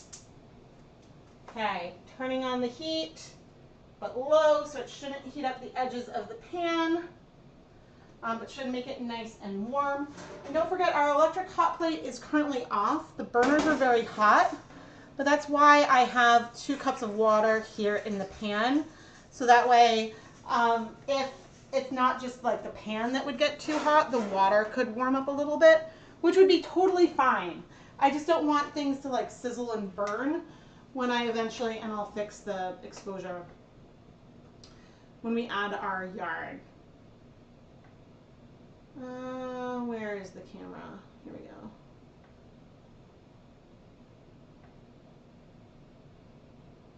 Here we go.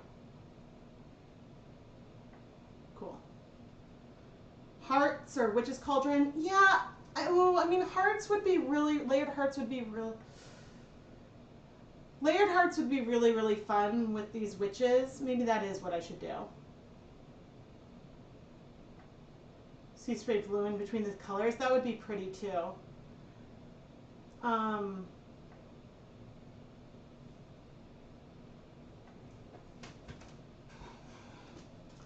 Yeah, I mean, I could see layered hearts being fun. I would just have to find some squeeze bottles, but actually I could use different squeeze, or like put them all in similar squeeze bottles. Let's see. Bring the yarn in.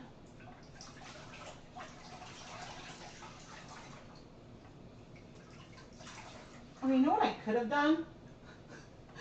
When I burnt my finger, I could have come and just put my finger on the cool yarn.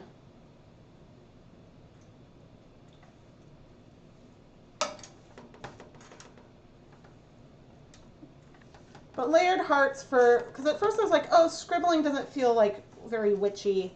But the layered hearts could be fun. The base of the color would absolutely be more, would be mostly like pink from the Cabernet. So that's what I'd have to think about. But, all right, let's go ahead and add some water. How much water do I want?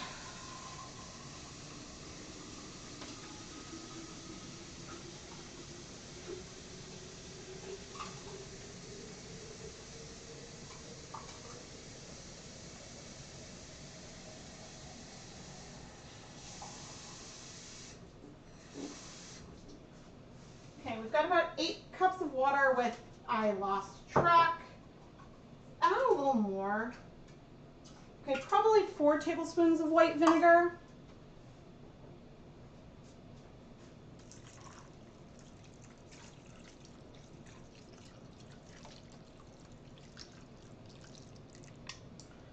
And I've added a lot of it already. Enough that like it's not super low immersion, but it is certainly lower, or yeah, a lot lower than before. So the yarn isn't entirely compressed. I'm gonna go ahead and add the rest. So we've got about 10 cups of water because I added 2 at the beginning, and at least 4 tablespoons of white vinegar. And I'm gonna start heating this.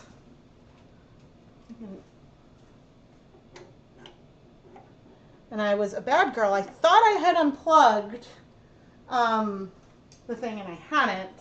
Normally I try to always keep it plugged in.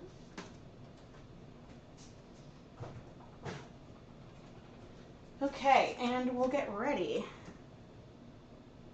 Ooh!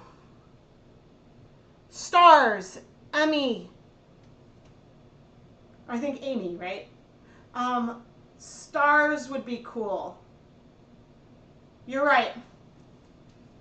Way cooler than hearts. Because I was thinking like sisters and love. Stars are, we'll do stars.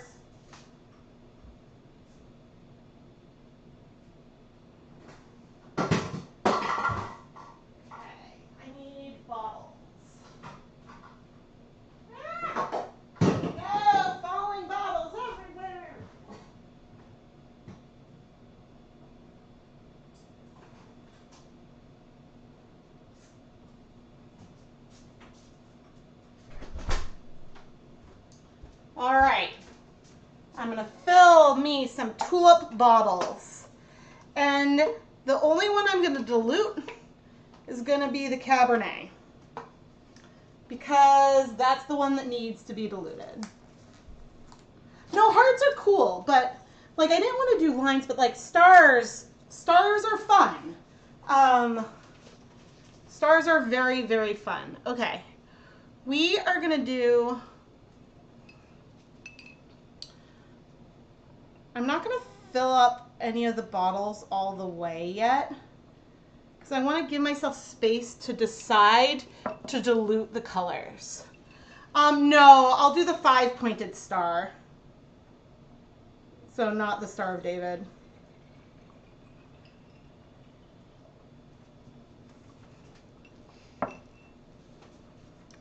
Two are muck green. I'm going to add a few drops of yellow.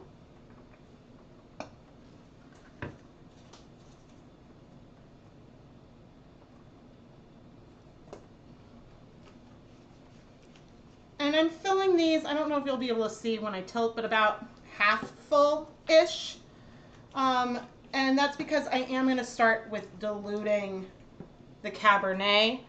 Actually, I might just start with what I had mixed for the previous round, which I don't have a lot of it left, but I have a little bit of it left. And so then what I'll probably do to start is I'll do like 1 star for each sister and then let that sit, and we'll see how they spread. But I do want to let this heat up first.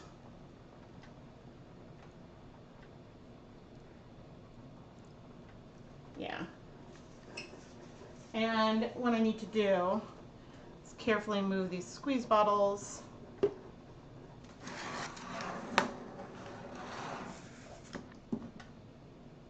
And I'm doing this to just spread the heat around. I'm going to put away, I'm going to clean up a little bit, I think. I'm going to put away some of these powders that I have.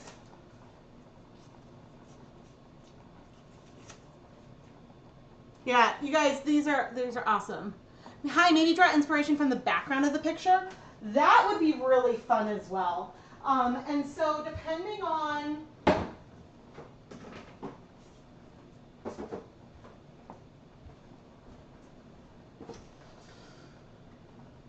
because I mean, there's a little bit of a bright teal.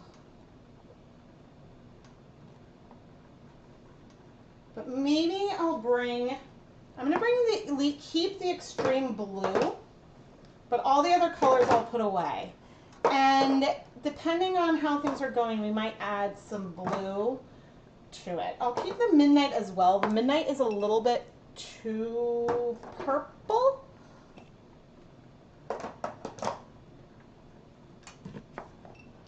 But we'll hang on to those. I don't have my acid dyes. I have them organized by brand, but not by color, because since they're stored on a different floor, I'm always like running upstairs and grabbing these dyes and then leaving the rest and all kinds of stuff like that. So, yeah. Cabernet is a color that doesn't always completely strike. Sometimes there's like a hair of it left. And you know what? That's okay. I usually have success with it rinsing out. But I remember, I think once on 300 grams of yarn, I was like, oh, I'll use 15 milliliters of Cabernet to get a pastel. And it was not a pastel. I've done hearts often enough, so you're more excited to see stars. I agree. Like at first I was like, oh, I don't know about scribble or something.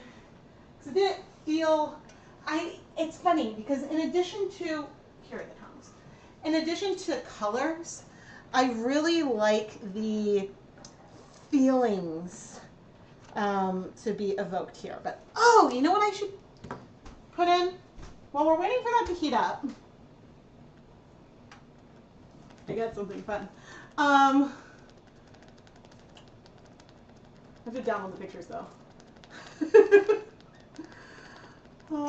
Was this last weekend? No, a week ago. Okay.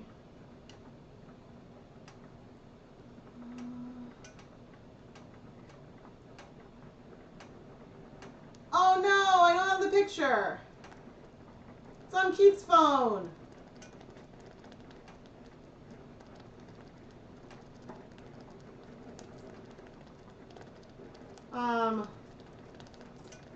Well, I have a couple pictures.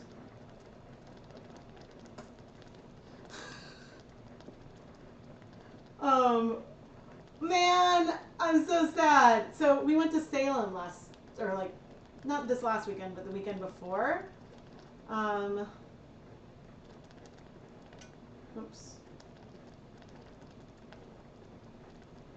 We went to Salem, and it was really, really fun. So here we are. This is like a lighthouse. There's this like, I forget what it's called, but like a lighthouse, and here's the kids with this little, like, it's not a lighthouse, like a light spot, but it was really cool and so tiny, and it almost felt, I don't know, they were playing Minecraft by it. It was very, very cute. And then I don't have a picture of, I had a picture of me with, like, there was a bar that had the Sanderson sisters, like, painted on the walls. So I've got a picture of me and the kids with that. But then I did take a picture. We didn't go in, but this is one of the, like, really, really old grave sites. And it's just amazing that these grave markers are so old that they're, like, super thin and tilted that it almost looks like, it looks exactly like one of those styrofoam grave decorations that you get from, like, Halloween stores and stuff. But then there's plaques talking about all the people who, there's like a memorial area that talks about how everyone with the Salem witch trials, how they met their demise. And it was cool. And then Lucas, who sometimes is into the, like, who was series of books, but we were in a gift shop and he was like, ooh, like, what was the Salem witch trials? And he asked for the book. And then later was like, oh, I don't know if I want to read this. I'm like, I bought you a book because you asked for it. And so then he was telling us all about it. And so that was really, really fun. I don't live, like, super far from Salem. Maybe it was about an hour. And so it was fun. We didn't, like, dress up or anything. It was on, because we had a Monday holiday. You were thinking of doing a forest green bordered by teal for the center? Yes. Oh, no worries if you don't know which is which. Ha, ha, ha, ha. I've been saying that a lot myself. Oh no, I don't want to delete that. I just want to hide my don't touch. So the witch in the center is Winnie. And then Sarah Jessica Parker is Sarah. So the blonde is Sarah. And then in Burgundy, it's Mary. But no problem if you don't know the movies. Have I ever thought about using an electric kettle to heat water for live stream? I have thought about that, and I've thought about it, Eileen.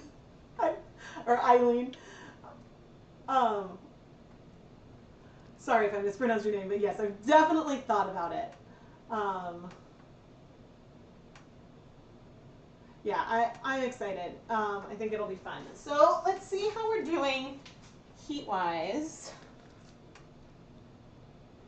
Edges are still a little cool. See, I'm so unused to the sides of the pans being warm. There we go. The warm water everywhere. And we're going to rotate so the zip ties are out of the way, but on that side. Ooh, so a video that I filmed yesterday is all about color transfer from zip ties. And so this is something that will require continued exploration, but I have a feeling that I've not been washing things well enough. Oh my goodness, I really, really, really hope that the finished colorway that I have over on the stovetop now, I really, really hope that it's going to be this beautiful and that the colors aren't going to feel too pastel. I really like it. Books don't get stale though. It's true, but I think he was also a little moody because he got so many of those books from his aunt, my aunt, who he has the same birthday as. And so, and especially because my plan when school was going to be half remote, half Zoom, my plan was to use those books if I needed to do a curriculum. Okay, so see how that's bleeding? We have a lot of water in here, but this is going to be the color that's going to bleed the most. And so we're going to just see what our colors do and give it, goodness, how long do we want to give it? Let's give it 5 minutes and just see what happens here. We'll see which one spreads the most, which spreads the least, and currently the way it's set up, 2 of the skeins, because there's 3 skeins in here, 2 of them have like most of the 2 colors, so we might have to do, we'll figure something out, but I have a feeling that the green we may want to be the main star, but actually the purples are both spreading, and so, you know, and if we end up with something that ends up feeling a little bit brownish because we blend the colors too much, that's okay as well. It could be like some kind of potion. I'm not touching for now. I'm actually leaving a camera on. Am I filming it? Yeah. Just to see. It might be completely boring, but I was curious to see how much the colors spread. The green is spreading the least though, for sure.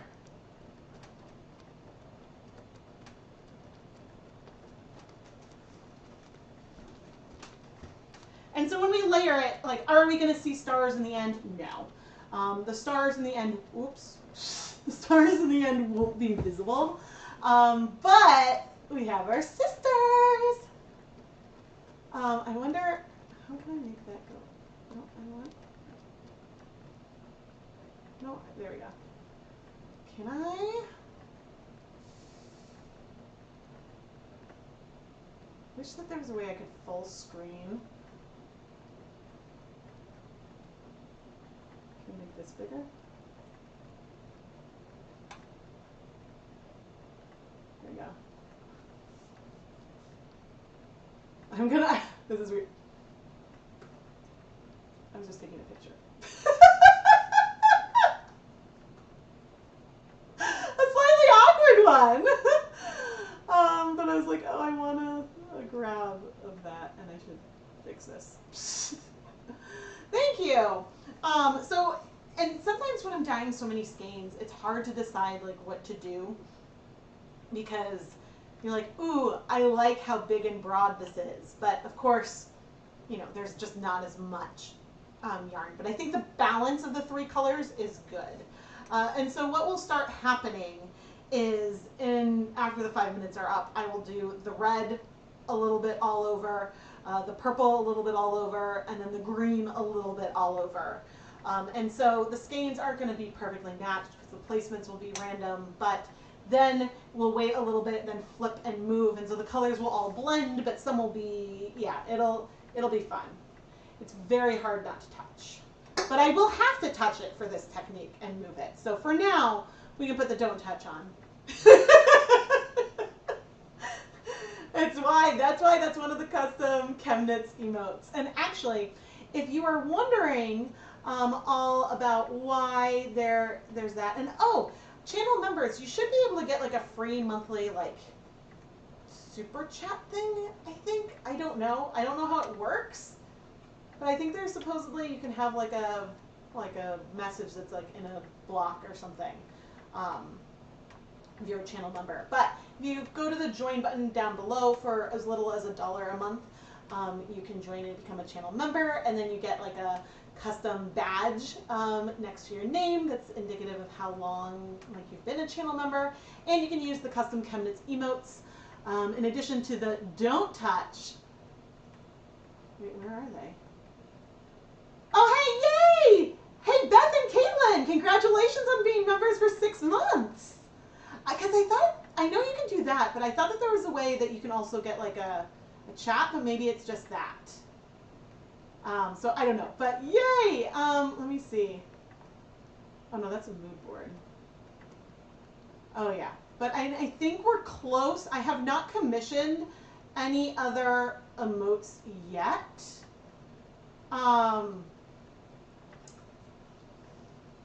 Let's see. I was like, I'm gonna go and look how close we are. But we are close.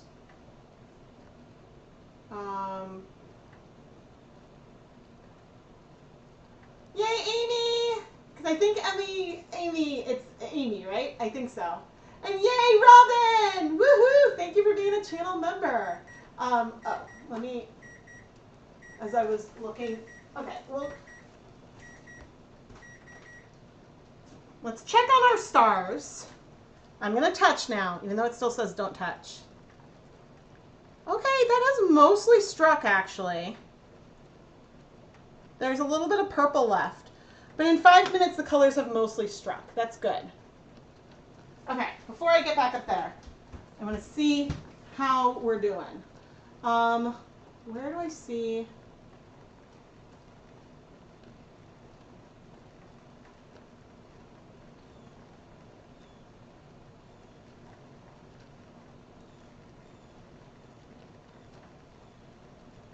Okay, we need a big handful of members.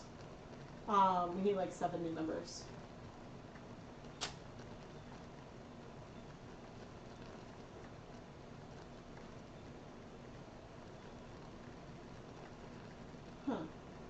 I'm like thinking. Okay, no worries. Oh, and Gretchen, thank you for being a member for 6 months.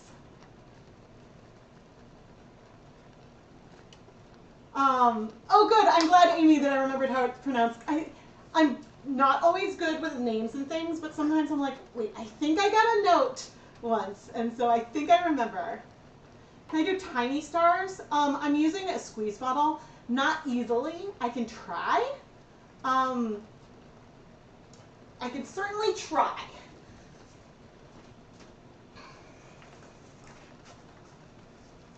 But the liquid kind of comes out pretty quickly. So that is the issue. But we will see. Let's see. I can do tiny stars. It's going to end up with the dye being a lot more concentrated in that area.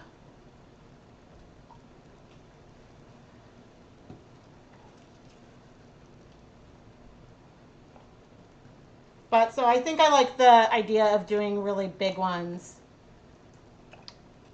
Winnie is going all over. Oop, that was not a good star.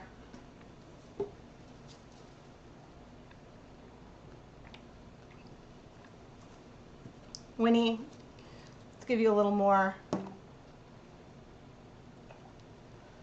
And a little mini Winnie down there. We're going to do mostly Winifred because she's the main sister. And I'll need to make more of that. And I'm going to poke in these ends. I'm trying to not poke in general, but there we go. And so now things look a lot messier. But that's where we go and where we're going to end up. And so I think when I flip, I'm going to do a lot of Winnie and a little bit less of the sisters. Sisters?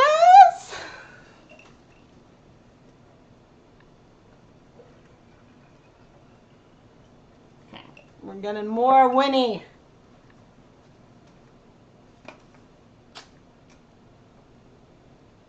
Adding some yellow to it. And so we ended up going with the muck green, which unfortunately is a color that you cannot get currently.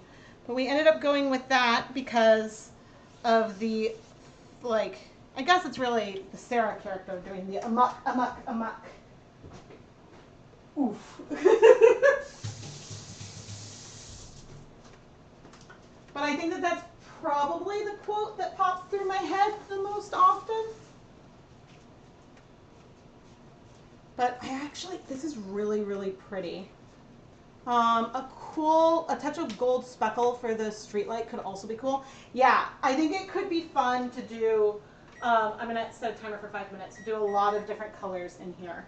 I do need to keep an eye on the time.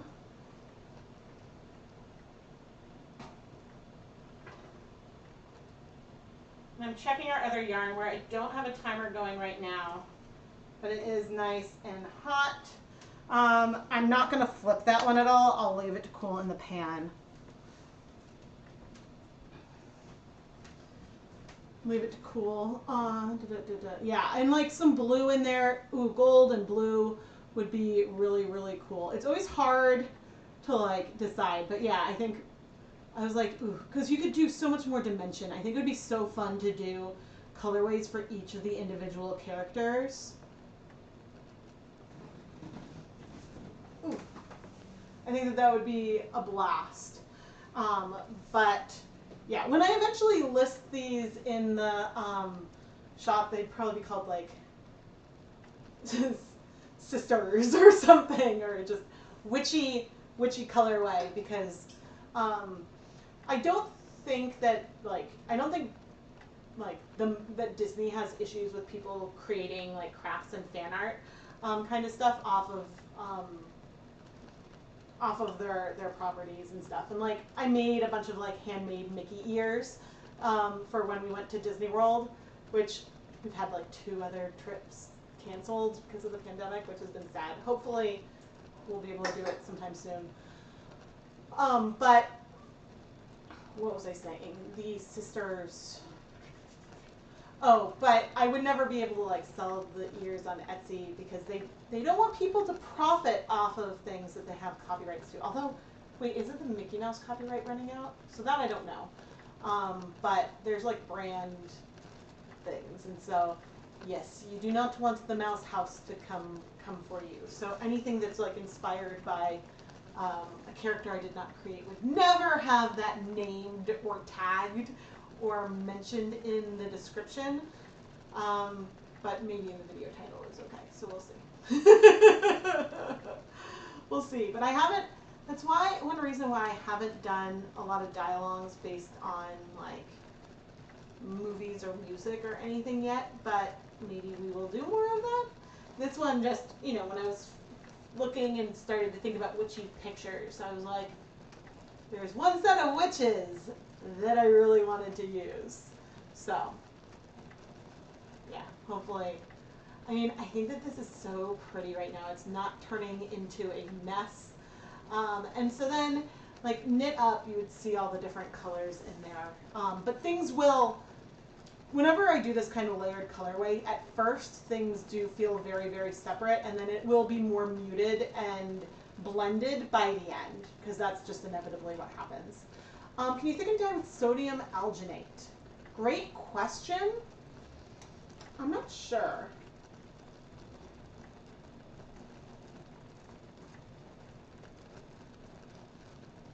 Maybe?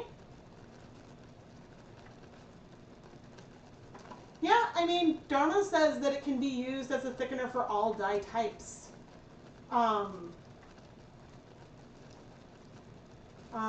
And it's a thickener for other liquids. You can use it when you want to use the dyes more like paint.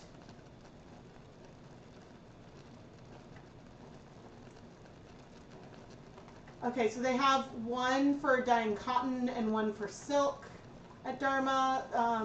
Yeah, so I think you can use it for different dye types, because there are some thickeners that you want to be careful if you're using it for cottons with like fiber reactive dyes, because I think Guar like could react, like maybe the fiber reactive dyes could react with the Guar, and so then like that defeats the purpose.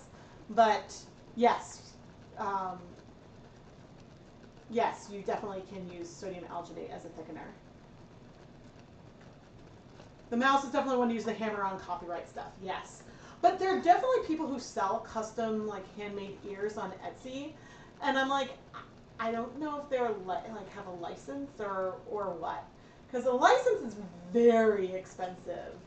But I will say that when I was at the parks, the like cast members there that worked there loved all my like handmade ears. Oh, that was such a fun phase. They were just so much fun to make. I still have them all, so when we go someday get to go again. My parents aren't really traveling yet. Nintendo as well, interesting.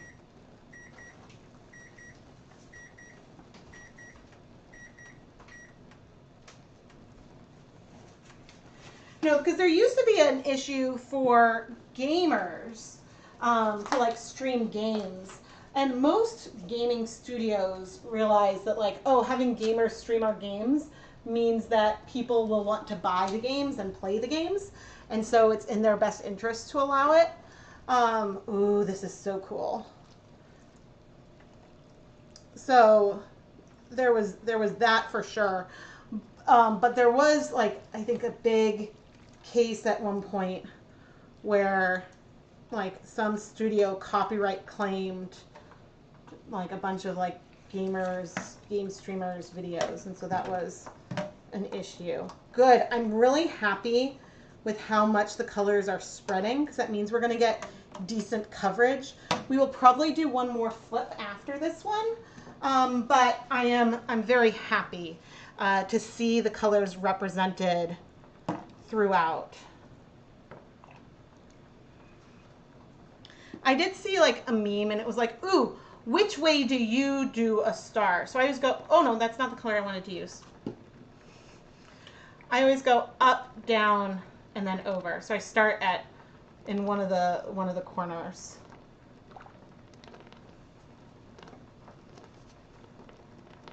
And now I'm going, oh no, that's not a star. I don't know what that was. I like tried to start with a line in a different spot, and that did not work. And so one of the things I enjoy about this type of technique is that it means that I'm not, like clearly I placed things in various spots, but I'm not overthinking where I am putting each of the colors.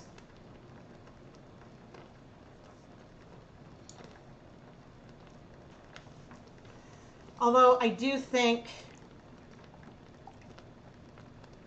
the Cabernet seems to be spreading more, so we'll come in with some Sarah. And we'll wait another 5 minutes.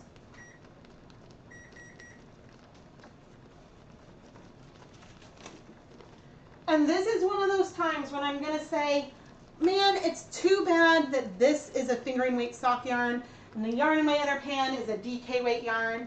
I know they can be combined in projects, but they would look so good together. So, so good. Only flip the yarn once. I'm going to flip one more time, just because I feel like I'll need to. What was I going to do? So I think I used about 75 mil of 1.33%. And then about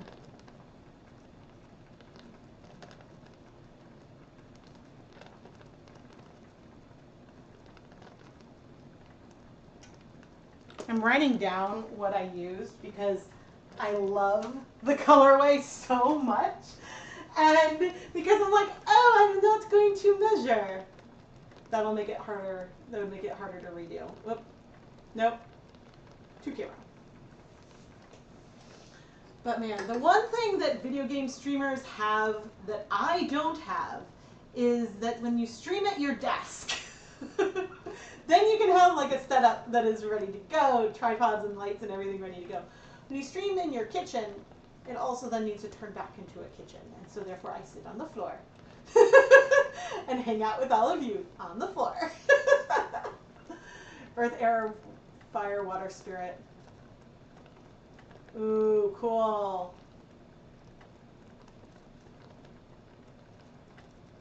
Just from the gaming stuff you do watch, they do copyright claims. I think that the copyright claims, some game studios still do, but I think that certainly if you were to try to make like merch and stuff that involved imagery from one of the games, then they might the companies might be unhappy, like if you use like Mario or something in it. And yeah, like I have no idea how like much, like the game I play the most is everything in the Pokemon franchise. I play Pokemon Go. I took 2 years off for a game that, another augmented reality game that will not be named, that I played with like one of my real life best friends, and so that was really, really fun. But yeah, I'm excited. I got the new Pokemon games. Pokemon Violet is the one coming to this house. I'm so excited for a purple, even though like the color doesn't really matter much with the story. I'm very excited. I'm absurdly excited. And yeah, that it would be fun to do. And my kids are both like really into Pokemon too. Which the thing with Pokemon Go that's fun is I started playing when it first came out, and so I have like pictures of like Ryder in the carrier with like Pokemon in the wild, and with like Lucas in the stroller, like back when we used strollers. Because I realized like I'm very much into, like, we're in the big kid life now, and unfortunately we're starting to go into the tween life, which I'm less excited about because I feel like we've had a few good years and most of them were during the pandemic. And now we've got a moody like kid who like just wants to do his own thing, who's still very, very sweet. But he, you know, the reason why there aren't videos featuring Lucas is because Lucas hasn't been as interested in filming videos for the channel anymore. And so, and Ryder always wants to. So that's why Ryder will pop in for videos, or sometimes like if it's mommy and me time, he wants to do a video, so we'll do something us together. And so, yeah. But Lucas is also nearing the age where maybe he'd want to edit. And so that would be cool.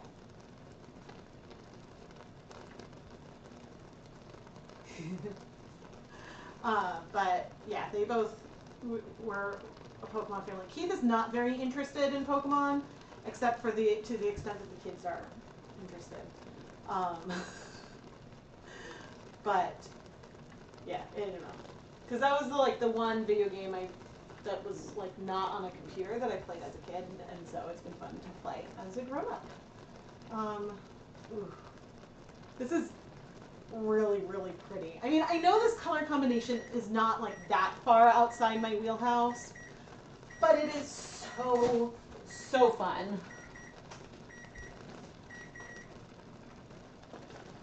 And I'm going to be so sad if the yarn on the stove lightens up too much. Okay, so I think what I want to do is we'll open and see. Clearly our middle friend is getting the most color.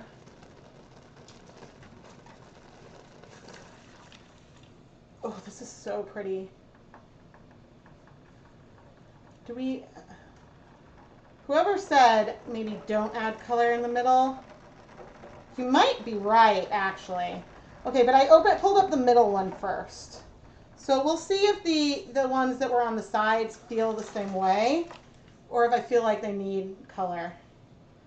Yeah, I feel like I want a little bit more color on these two, but not so much on the first.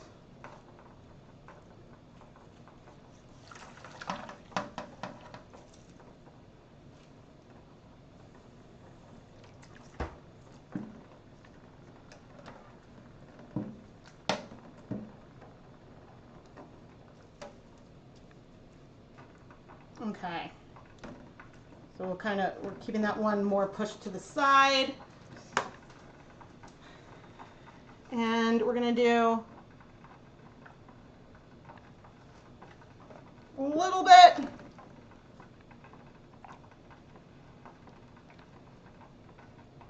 that's not even in the water. I'm not trying to mess up the star, but I need to like push that in.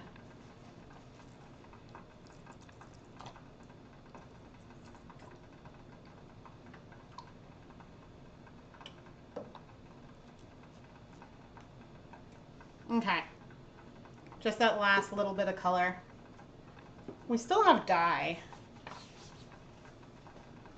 I have no idea how long I'm going to set a timer for 5 minutes, and we'll move things, but probably not add any more color. I've not been keeping track of time to know how long the one has been on the stove. So there's no harm in letting that continue to heat. Okay, I think that what we might do is once I'm done with this, we'll bring over a pot, the pot that we used before, and I'll get a little bit of yarn ready, and we'll use up maybe not what's in the mason jars, but what's in the squeeze bottles. And so let's grab a skein of my favorite Nomad yarn. It's this is it super bulky or just bulky? It's just bulky weight. It's the Salem. It's 100% superwash merino wool. It's a soft, fluffy cloud.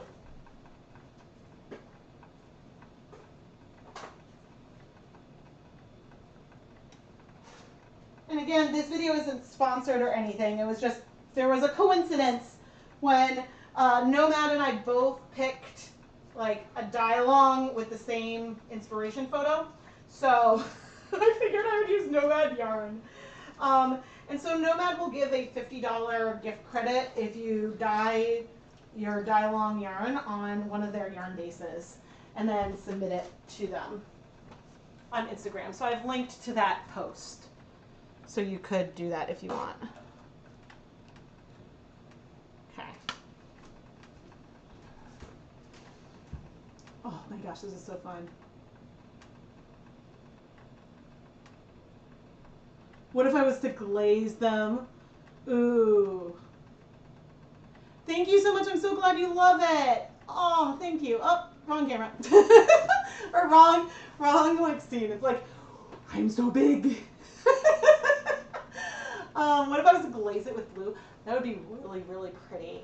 It'd be really pretty. I'm not going to do that, but that would be really fun. Or it would be really fun to do this and then take it and like dye it into a blue or a dark color. So that way, like, it's almost like night, like rolling in with a little bit of seeing. That would be super, super, super fun. Your grandma says she wants me to make a blanket with yarn like that. Hey, well, I have through the course of the stream shared the dyes that I'm using and the proportions. And so it really isn't that hard to get set up to dye yarn. And so that's one of my goals and kind of missions, is to try to make dyeing yarn feel accessible and approachable. And also, to be fair, to show that it's a lot of work. And so whatever indie dyers are charging for their hand-dyed yarn, it's because a lot of time and effort goes into creating the colorways and dyeing the yarn. And I wanted to check, okay, yes, my digital food scale is in the video description because that came up earlier. But then here, I'm gonna also just drop this link into chat, my favorite tools and equipment for dyeing yarn. That post does have affiliate links, but it does link to, I do indicate if it was, at least at the time I wrote the post, the exact brand that I use for a particular item or one that is similar. So like the dye kettles I use were Salt brand from Bed Bath & Beyond, and that no longer exists. But that was a very affordable like kettle with a pasta and steamer basket insert that I got back then. Yeah, no, I've had like a lot of fun like ideas like that. I do enjoy this whole process of like layering colors and stuff this way. The problem is that just is more when, okay, but then it takes like the amount of time that goes into one pan as a small batch dyer. You know, how many minutes have we put on this pan? And so there are people that dye a lot more yarn tend to have steam cabinets, so they can set up each pan and put it in there. And I have no idea if they do things like dye one side and then like set it in the cabinet. I don't know how they manage it because I've only tried small batch techniques. Hi. What's that? No, you don't get one of those. He's begging for a I'm not kidding you. I'm not even gonna say the word. But there's a blue monster on Sesame Street who would go wild. Hi. Please don't puke. This is. Oh. He's like looking at me and staring at the closet and looking at me and staring at the closet. So funny. You never dyed yarn, but watching your videos over the years always gets you excited. If you had your own space, you would, but you're lazy. I'm amazing though. Oh, thank you. Thank you so much. But yeah, I definitely know people who start dyeing yarn because it's a way, well, it looks fun. And believe me, it is a lot of fun. I know people who start dyeing yarn. Am I going to regret? Okay, you know what I'm going to do? I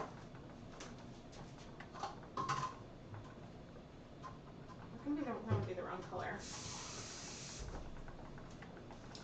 I'm going to get a little bit of water. Put a little bit of the green dye in it. And just pour this at these ends. Because they didn't get as much color coverage as the rest, and I didn't want it to feel just like completely white. It's okay if there's some white. I just wanted to bring in something. Okay. We are going to turn off these burners. Nope. Turn them into the off position. I can move this over to the stove where I can start heating it. I'm going to heat this for 30 minutes.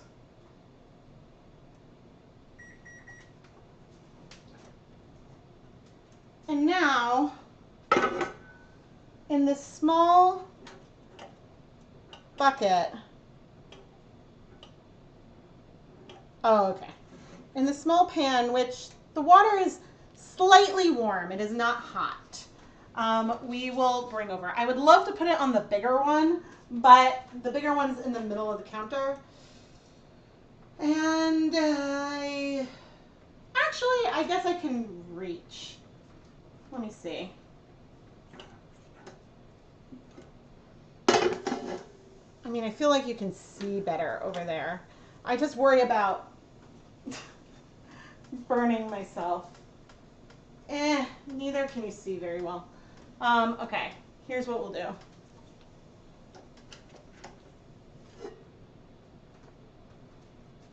I'm going to very carefully rotate.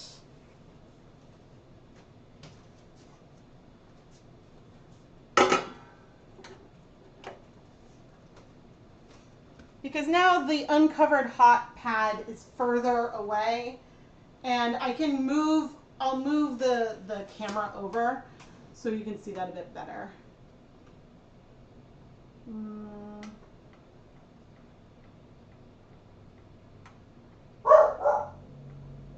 Okay, it's not the best.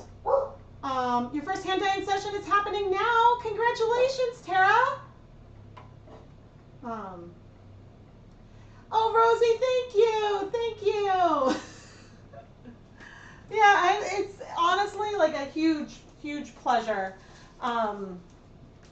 to help like people feel like that they can dye yarn and to get there. Okay, here's a tiny bit of color coming off of the, I keep saying toothpicks, but it's popsicle sticks.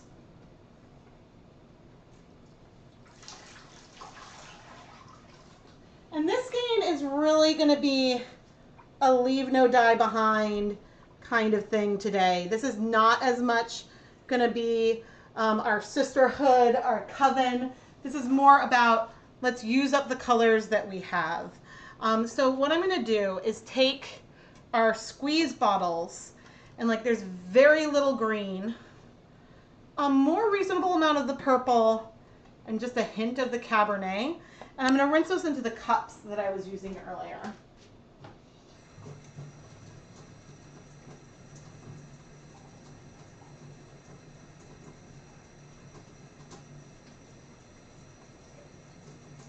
Oh no, I'm doing this in my sink, so.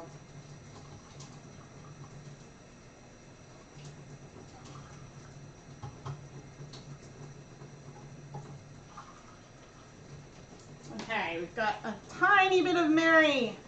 Winnie is going to be very, very faint.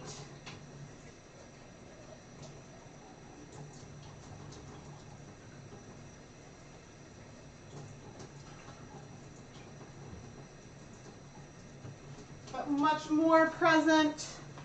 And then Sarah will be the most present.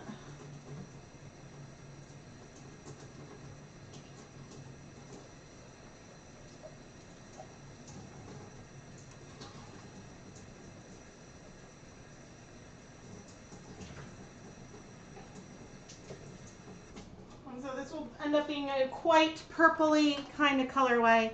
There's no way it's that hot yet, but I do see some steam.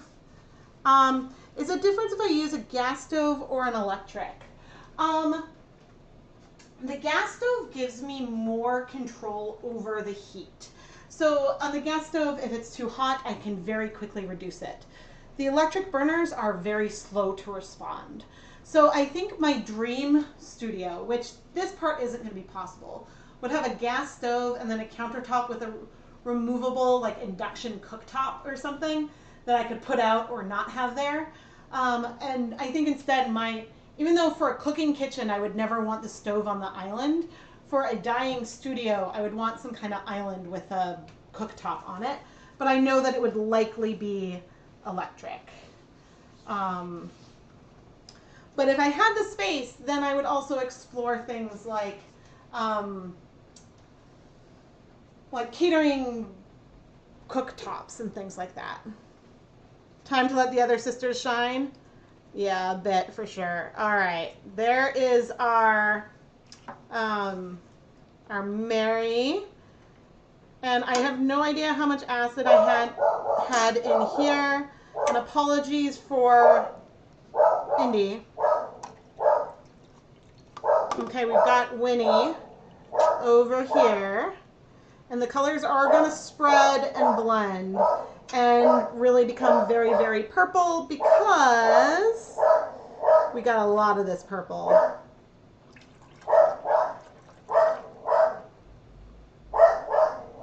And this purple is probably going to overtake everything. There's a chance we may end up with white left behind. But we have successfully used up all of these dyes now. I mean, there's a hint of some extra, but that little hint, we can deal with a little hint. Oh man, and you can't see it at all. I will try to change the exposure because it just looks black on screen to me now. But I will actually, before I do that, I'm going to take a picture. And at the very least, I can post that picture for all of you and reduce that heat. So yeah, I like the gas burners because they respond so fast. Oh, you can kind of see. Okay, some things will be a little overexposed, but that gives you a little bit of a better view into the pot. Could be, although I didn't get we have a doorbell now. No, yeah, I don't think so. The only notifications I have are from my Wordle chat. Oh, you know what I also want to take a picture of? The way our first colorway is looking.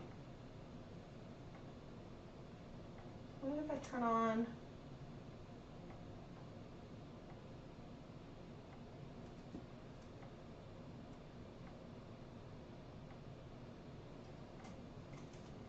stove. Light. All right, we'll see how quickly I can get these onto my computer, which is not that quickly. Greetings from the Netherlands. Hello. Hello from Boston. Ish. Greater Boston area. Okay, yeah, none of these have been stored yet or have been uploaded yet. So I can't share. But yeah, today we are dyeing yarn inspired by the Sanderson sisters. And so I guess I can say now, because I don't think there's going to be, ooh, hold that thought.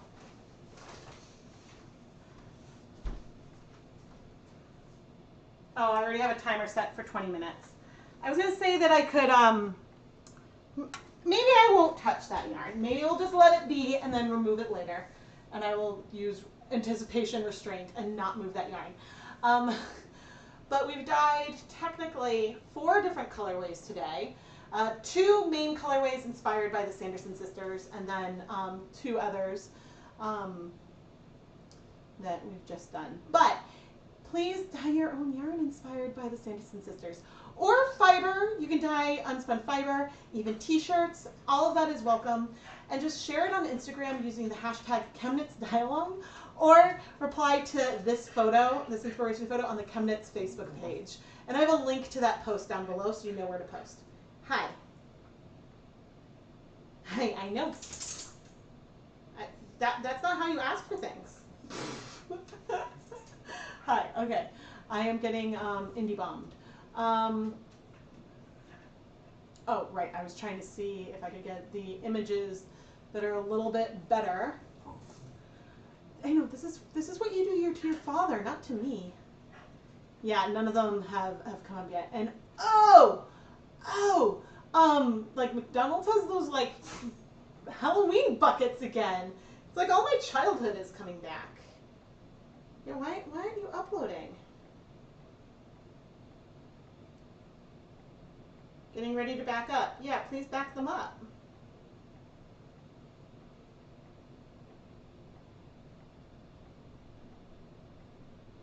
It's not doing it. It's like, I want to be slow and think about things because you're busy. But anyway, the pictures that I took will be included in the recap. And as for a deadline for photo submission, usually if you submit before the 10th, like I usually don't finish editing the video before the 10th of the following month. A lot of times what I will do is, as soon as the yarn is dry, I try to film the recap, and then I edit that, but just leave a space to insert photos. And so, and then I collect them as we approach the 15th of the next month. So.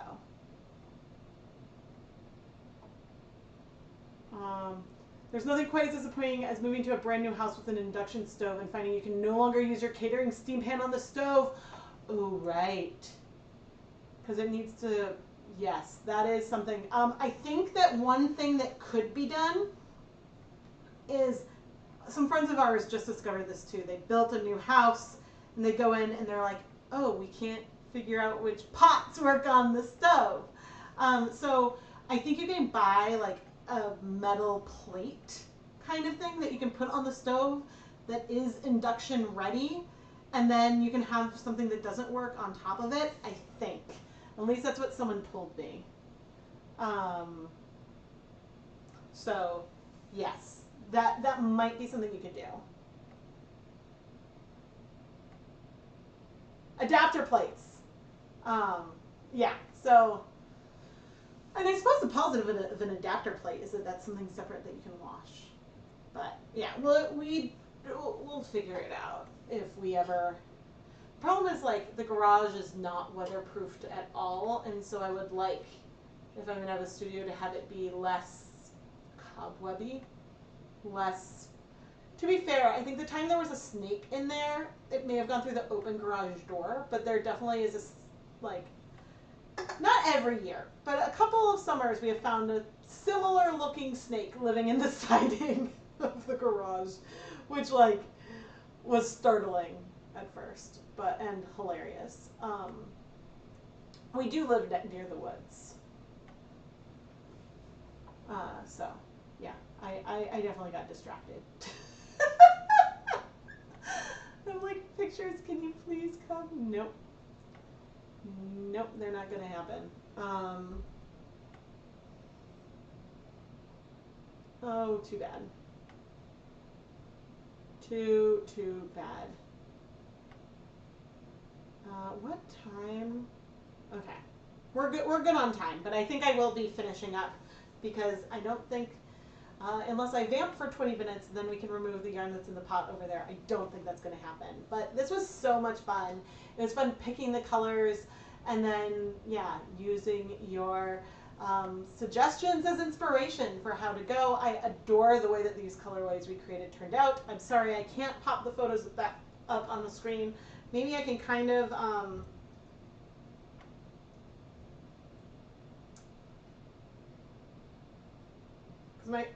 maybe my battery is too low. Maybe that's why it won't do it.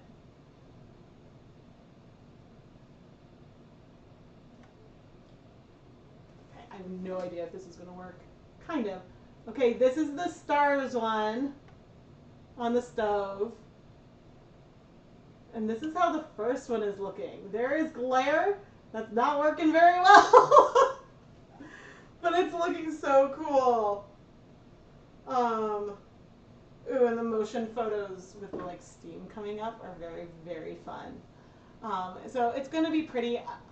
The one thing I don't know is the colors may not feel as vibrant and jewel toned as what we have in here, but we'll see. I certainly love the way everything is looking wet. And so the thing that I'm not good at is like getting something where it is wet, because a lot of times I'm like, that's the color I want. And then it's like, okay, but then you need to push it a little bit further.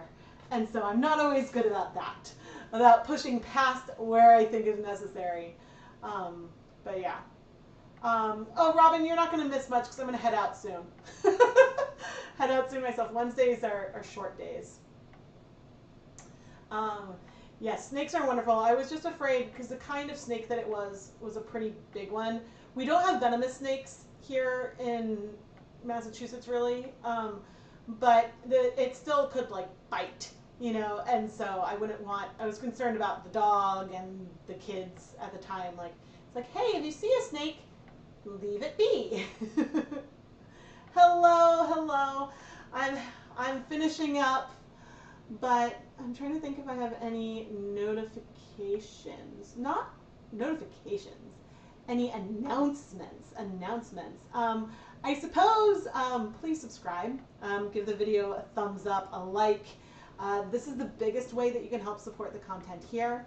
And then beyond that, you can join to become a channel member. I do also have a Patreon, which there is some overlap between the higher channel membership and what's available on Patreon, but the like the lowest level membership is orthogonal to the Patreon. So I tried to set that up in a way, and I do have posts describing the differences. And I have my Etsy shop, ChemKnits Creations. And so the big thing there is the ChemKnits Hanukkah sampler. There are a lot left because, you know, I made more, and so fingers crossed that I don't end up with a lot left when Hanukkah starts.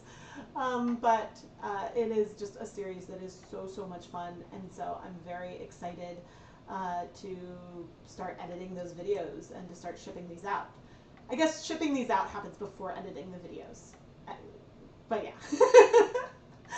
Links to everything can be found down in the video description. And oh my gosh, I don't know, I'm just so excited. I love this yarn. I absolutely love how it turned out. Cool. Cool.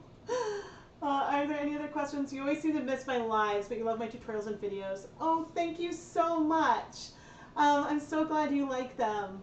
And this live stream is like early in the morning for like during the day for a lot of people, and so daytime streams aren't quite as convenient, but they're for other people, but they're convenient for me. I used to try to do these in the evenings, but lately I crash. So yeah, it has been a lot of fun to do this, and here comes Indy to say a final goodbye. Hi, you want to look over there? Oh, no, don't climb up there. You took that You took that literal, didn't you, Floofer? Oh man, you need. Okay, why don't you give me a little bit of space? He's looking at me insistently. All right, I'm gonna go. I'll go play with him and give him the attention that he has been begging for, and I will chat with the rest of you soon. Bye, everyone.